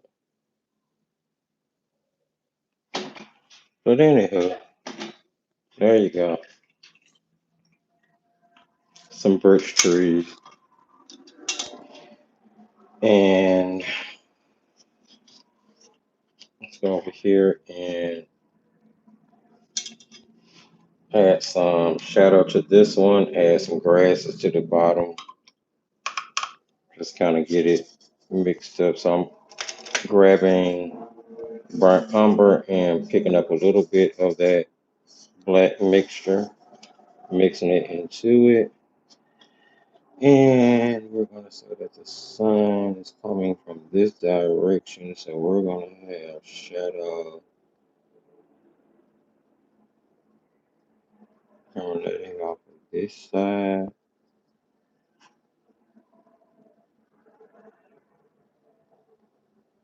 of the tree.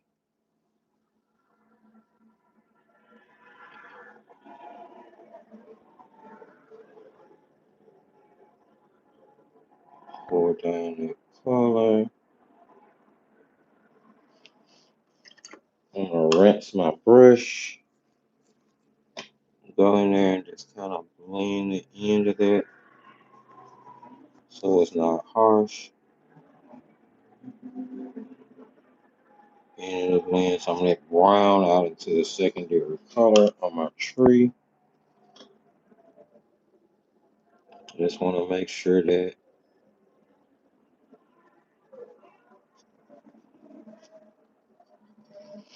and I can grab the brush and kind of go in and go over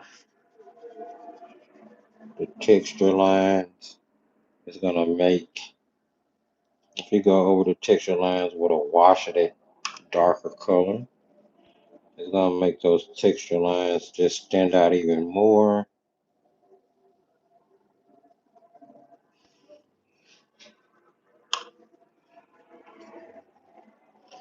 And I'm gonna continue to work to enhance, like where the branches are, underneath these branches here. We're gonna have a shadow strip on there, which we'll go back to blend out in a second. But definitely due to the fact that it's turned down. Turned down for what? Blend that out.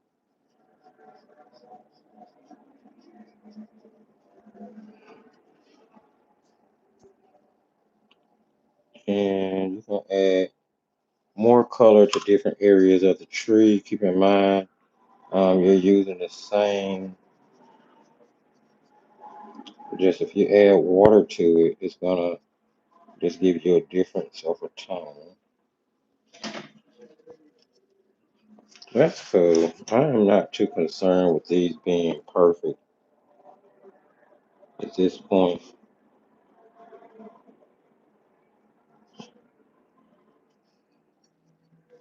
Definitely want to make sure you know there's definition on them. So, and a difference from the light area to the dark area. So I'm definitely emphasizing that.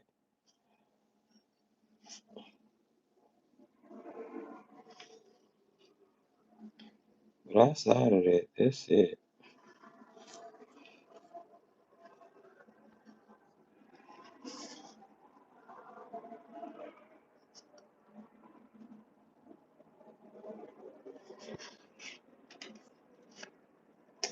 And same thing on this side, so it don't look so non-lively.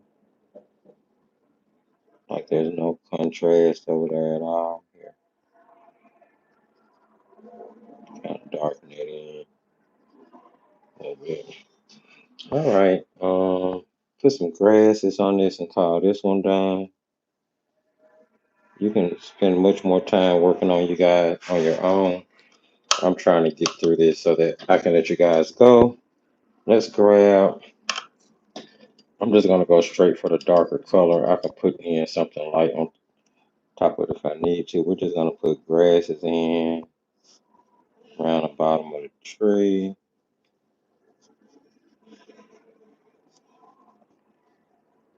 And put a few patches here and there in the grass.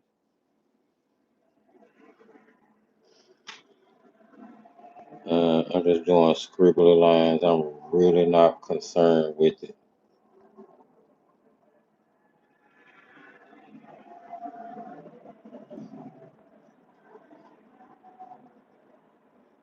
I'm really not. let's go with some of that viridian looking green. I don't know how to stand up, but we're just gonna add that on top of our little darker grasses we just made. Add it directly to those little mixes. And it's gonna actually make the dark pop. And we can even go so far as to put yellow on it directly from the pan. Why not? Let's go with that Maya yellow. And I want to put it as full strength from the pan as I can.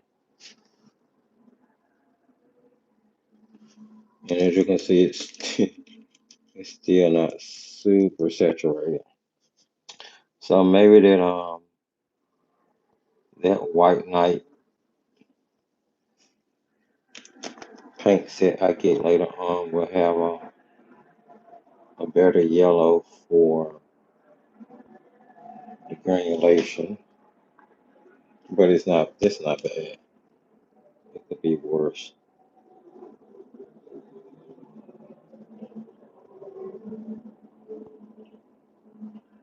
But it add a little warmth to it. Only thing we need to do is put some shadows under those. Mix out a little watery gray here. Excuse me. And I'm going to throw in a shadow under that tree, under that grass, just to ground everything. And I throw in a little shadow under little grasses here. Can't really see that though. Let's add a little bit more there. It's fine. Pull a shadow out to the side. And then I want to take a brown, and I think I want to do this anyway. Let's see. Just here and there around my horizon. Okay, there. You can put you a few little birds in there.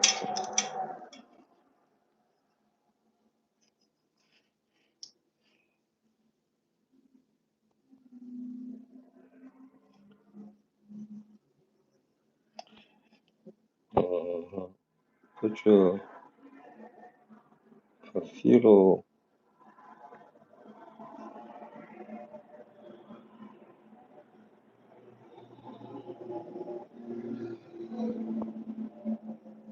That might be too many. That might be too little. I don't know. But there you have it. And they're kind of off in the distance there. Okay, that's the second one. This one, this one. Let's knock this third one out. And I don't know how many of you guys are left. My side of this live is set up very different than usual. Anyone else have that? Yeah, your side of the live probably looks like it's portrait and not vertical. Yeah, we've been I've kind of hit and missed on it throughout the live where we were trying to do a two camera thing and it didn't quite work out. So it is in vertical land because the invite a person feature from YouTube only works vertically, not horizontally. But it won't put both of my cameras on the screen at one time for some reason, which I have to do some more research to figure out. So this particular one was turned vertically instead of horizontally like it normally is. So you're looking at it like you're looking at a portrait versus looking at a landscape. That should be the gist of it. Let's add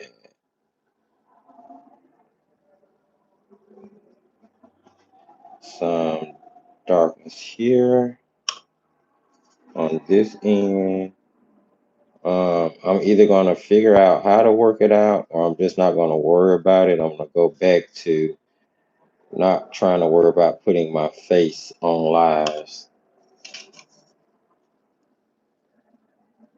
because I'm not gonna like pay for StreamYard or OBS or anything like that until I get a desktop, which I don't have right now. I operate from all mobile devices for the main part. I have an iPad Pro. Um, that's pretty much it. I have an iPad Pro, a couple of iPhones. Um, yeah, it's kind of the gist of it. I have a laptop, but it's not powerful enough to be running a switcher program. It was a gift, and the person had all the best intentions in the world, but it's more of an e-machine than anything. So until I get a true functioning computer, I'm not going to be worried about putting myself through the headache of working with a switcher program. But once I get a actual desktop, I'm probably gonna use StreamYard. I've heard that it's pretty good.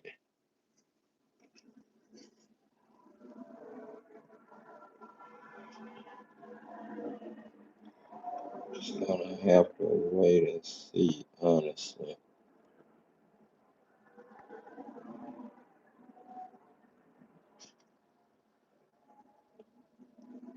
Actually, I don't really say it much, but my business is still very, very juvenile.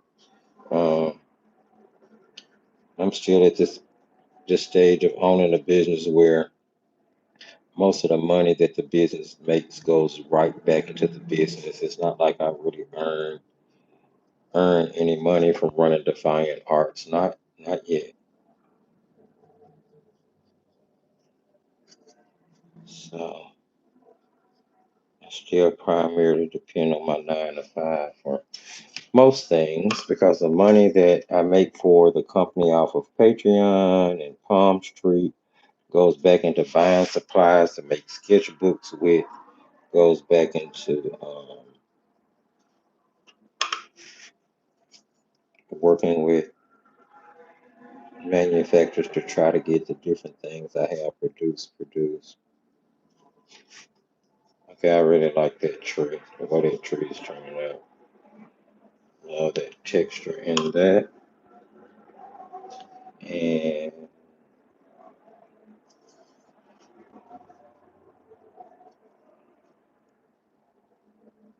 all right, friends, I think that's what we're going to get to for this particular live. I think we've gotten through enough for you to have some really general ideas of you can make these much bigger and paint bigger bigger landscapes, paint them on, bigger paper, uh, hang them up in your studio. The bigger you paint, the more room you'll have to see the granulation effect. If these were much bigger, especially the sky, you would see so much more granulation in them. But the amount of granulation that you see isn't bad at all. It's a great representation of what you could possibly get if you were painting much bigger. So don't forget that. And I could put highlights on things, but I don't know.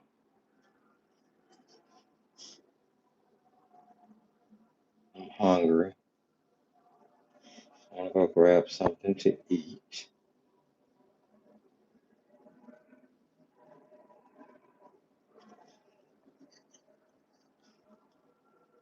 Absolutely.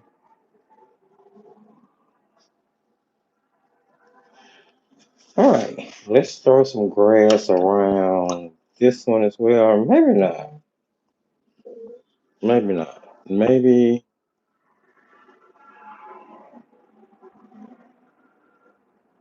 my side of this live is set up there. The chat is at the bottom. Possibly. because of the way I have the live structured to be playing for two different cameras to be on the screen at the same time, but it didn't work out. So everybody is probably live is probably appearing a little bit differently than it normally does.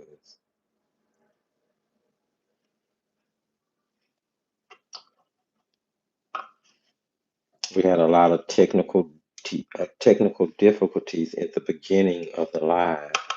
Trying to get everything set up, and that was that kind of explained why your screens looked the way that they looked. Why it may have seemed a little off per se. I'm throwing some grasses down in front of the tree, working with that Davies gray. That's what it's called, but it's really a desaturated um, green. Is what it is. It has PBK 11 in it, and I'm just making the grasses, sort of doing it the exact same way we did this one. Nothing too spectacular.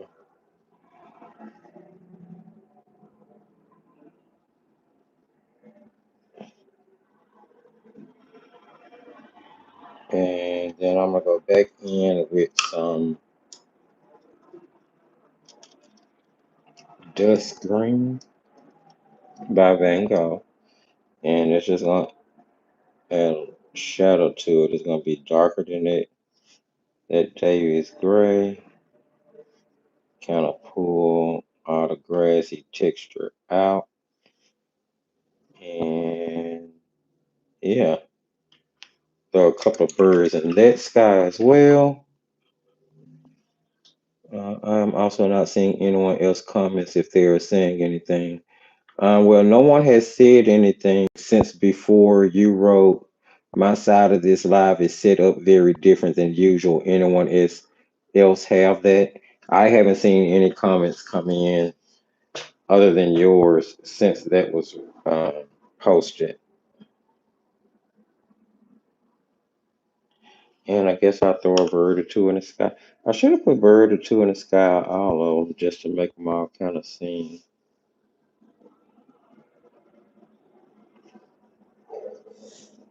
Yeah, my tummy growling, so it's time to get to it.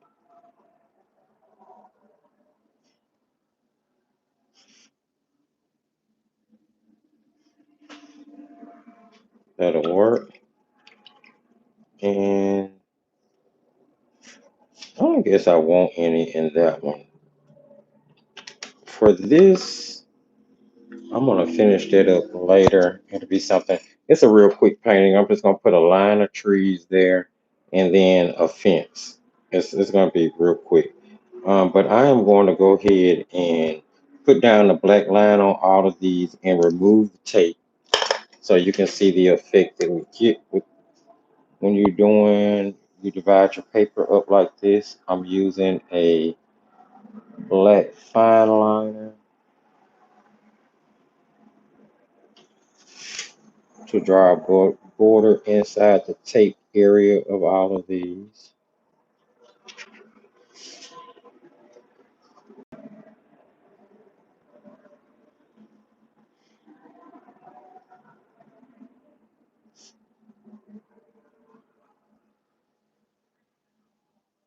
So no, Eleanor,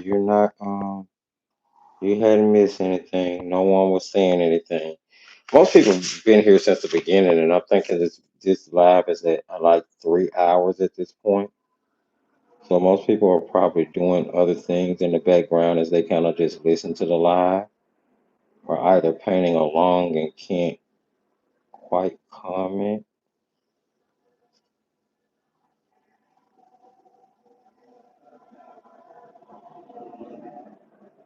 All of that, of course, is just me assuming. But all right, let's do these as well.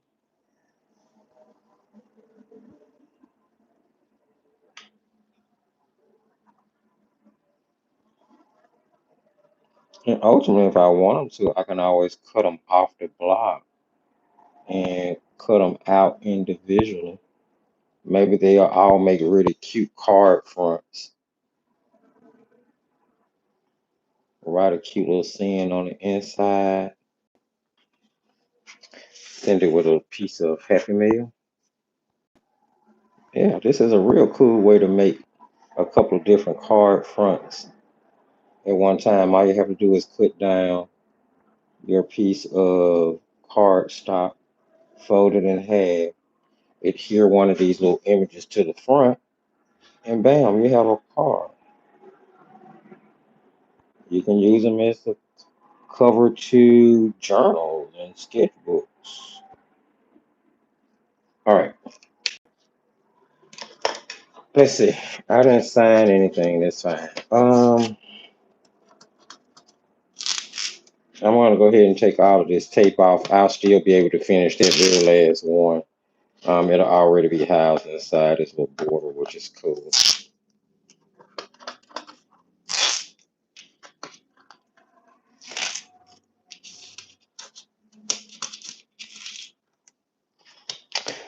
I'll flip around to the front facing camera in just a minute so that we can say bye bye.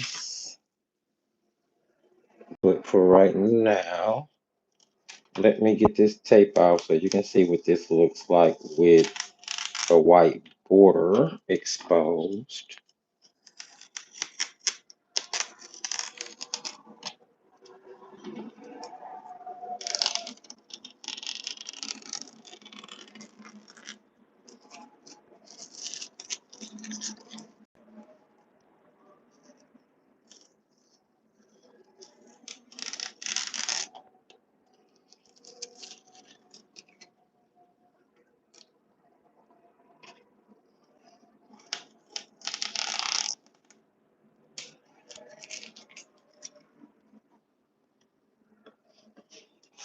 And this last one, if I can get it.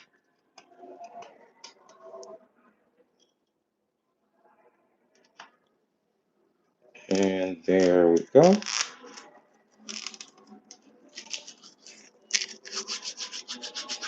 And there you have it. There are three completed and a background. Quick little beginner style up close landscapes that you can attempt, um, where we use different things, different techniques. We use masking fluid on these two. We use the um, tape masking effect here. We use granulation watercolors in the background. We have textures in our skies. So here it is.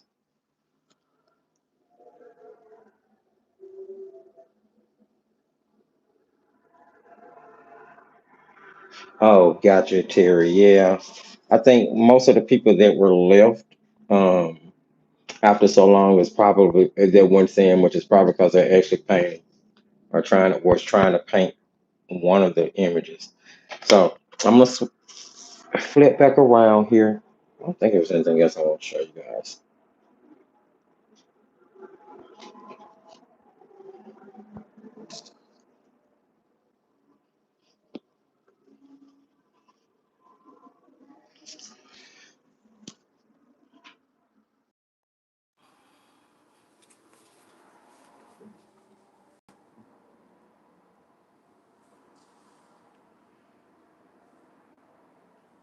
Okay, it should flip over in just a second.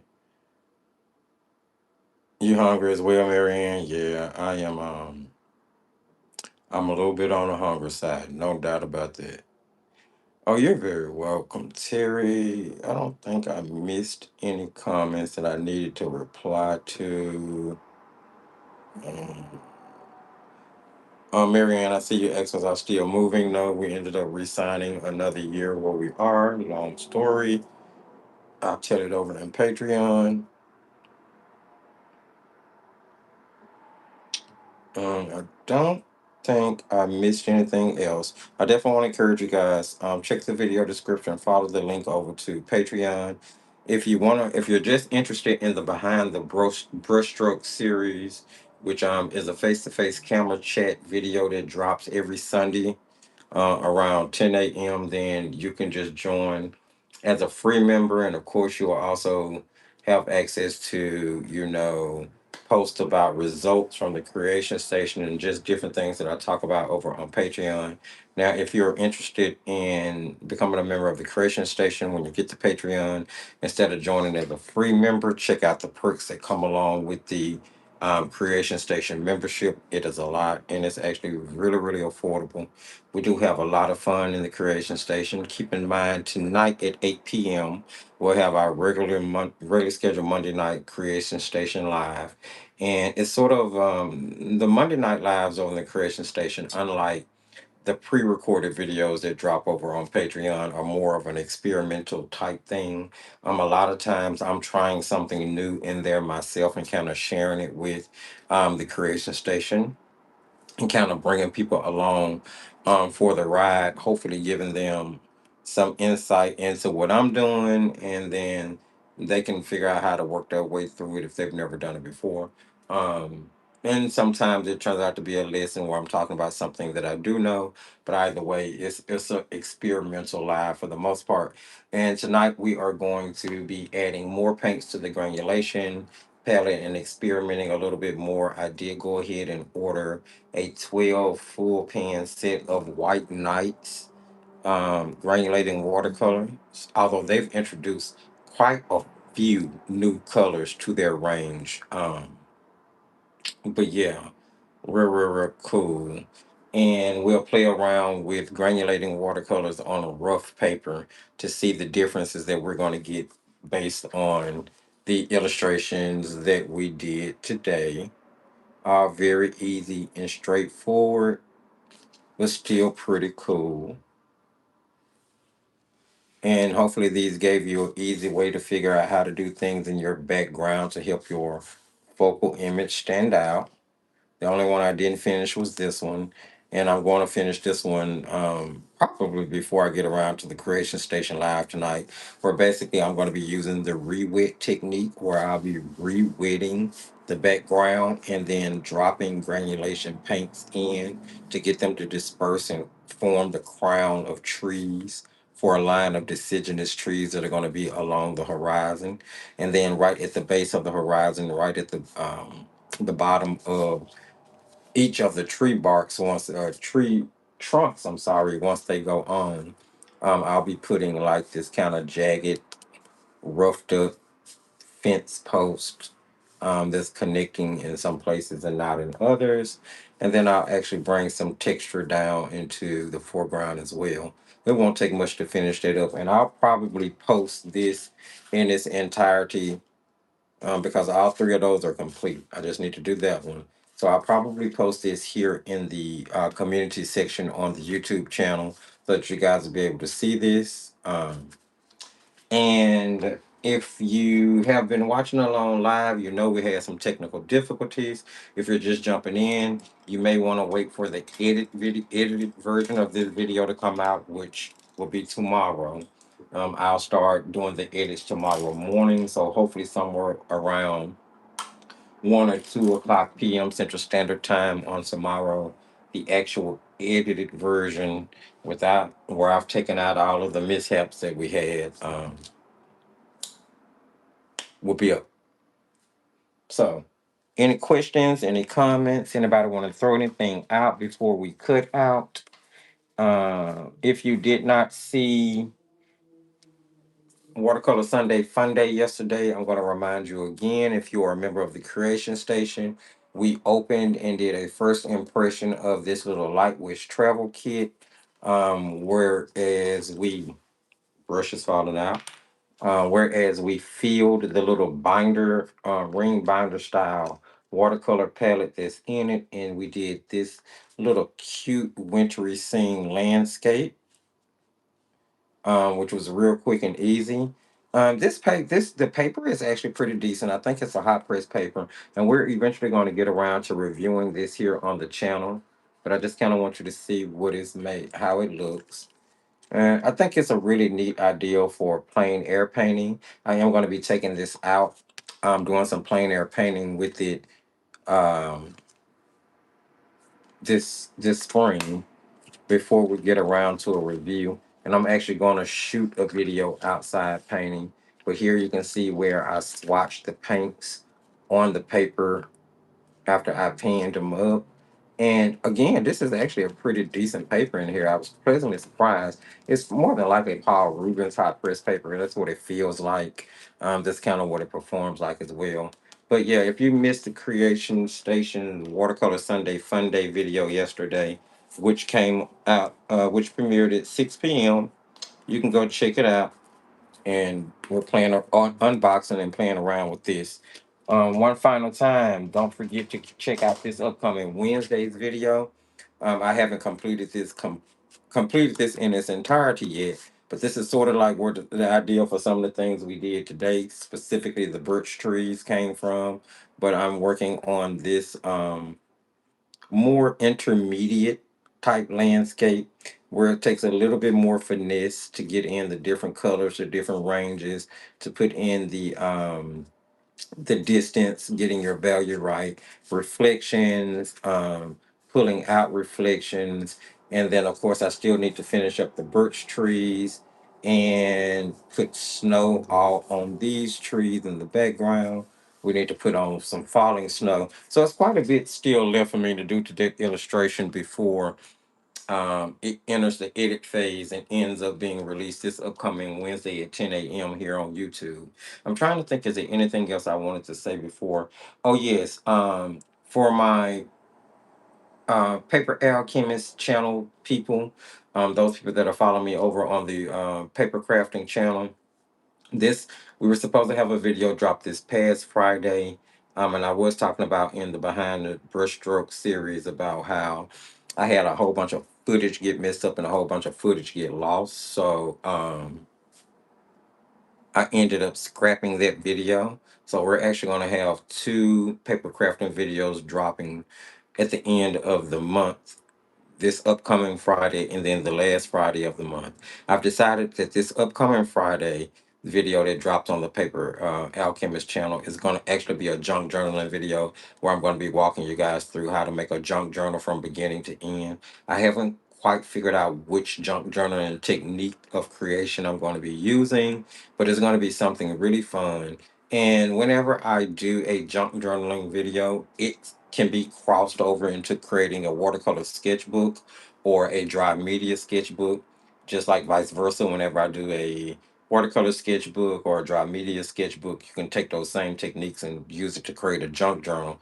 The differences between all of those books are basically the papers that you bind on the inside. So it'll be a good video to catch whether you are a junk journaling or whether you're a junk journaler, excuse me, or whether you're just looking for another idea to create yourself your own sketchbook in house. So there you have it, friends. I really enjoyed hanging out with you guys. This camera facing thing is becoming a little bit more comfortable with each one of them I do. Of course, today was the first one, and we did have some technical difficulties with kind of getting everything on screen at once. Now, the drawback to doing it this way without using a switcher platform service like say StreamYard or OBS is that when you share or when you invite a person into your live on YouTube, it typically forces the video into what you see now, which is portrait mode versus landscape mode. So and it does kind of shift around the places that the chat will be.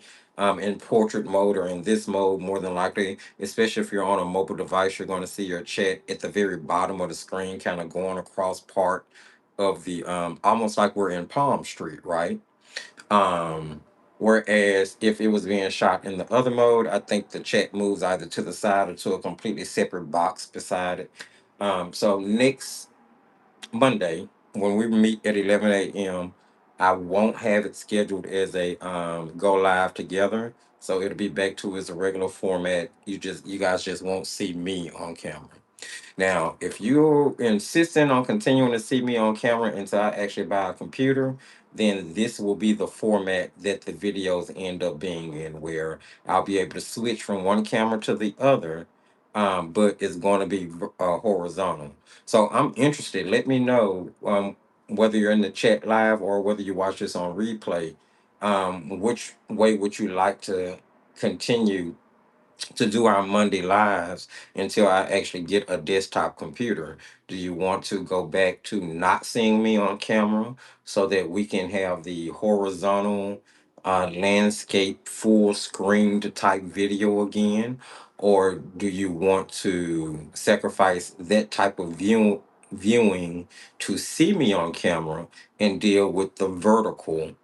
Whereas, as you can see, when we're at the creation desk, you don't get as much viewing area. So you guys let me know what you think. Don't forget to jump in the comment section, leave your thoughts on that. Um, Go out, enjoy your week. Creation Station, I'll see you tonight. Everyone else, I'll see you this upcoming Wednesday.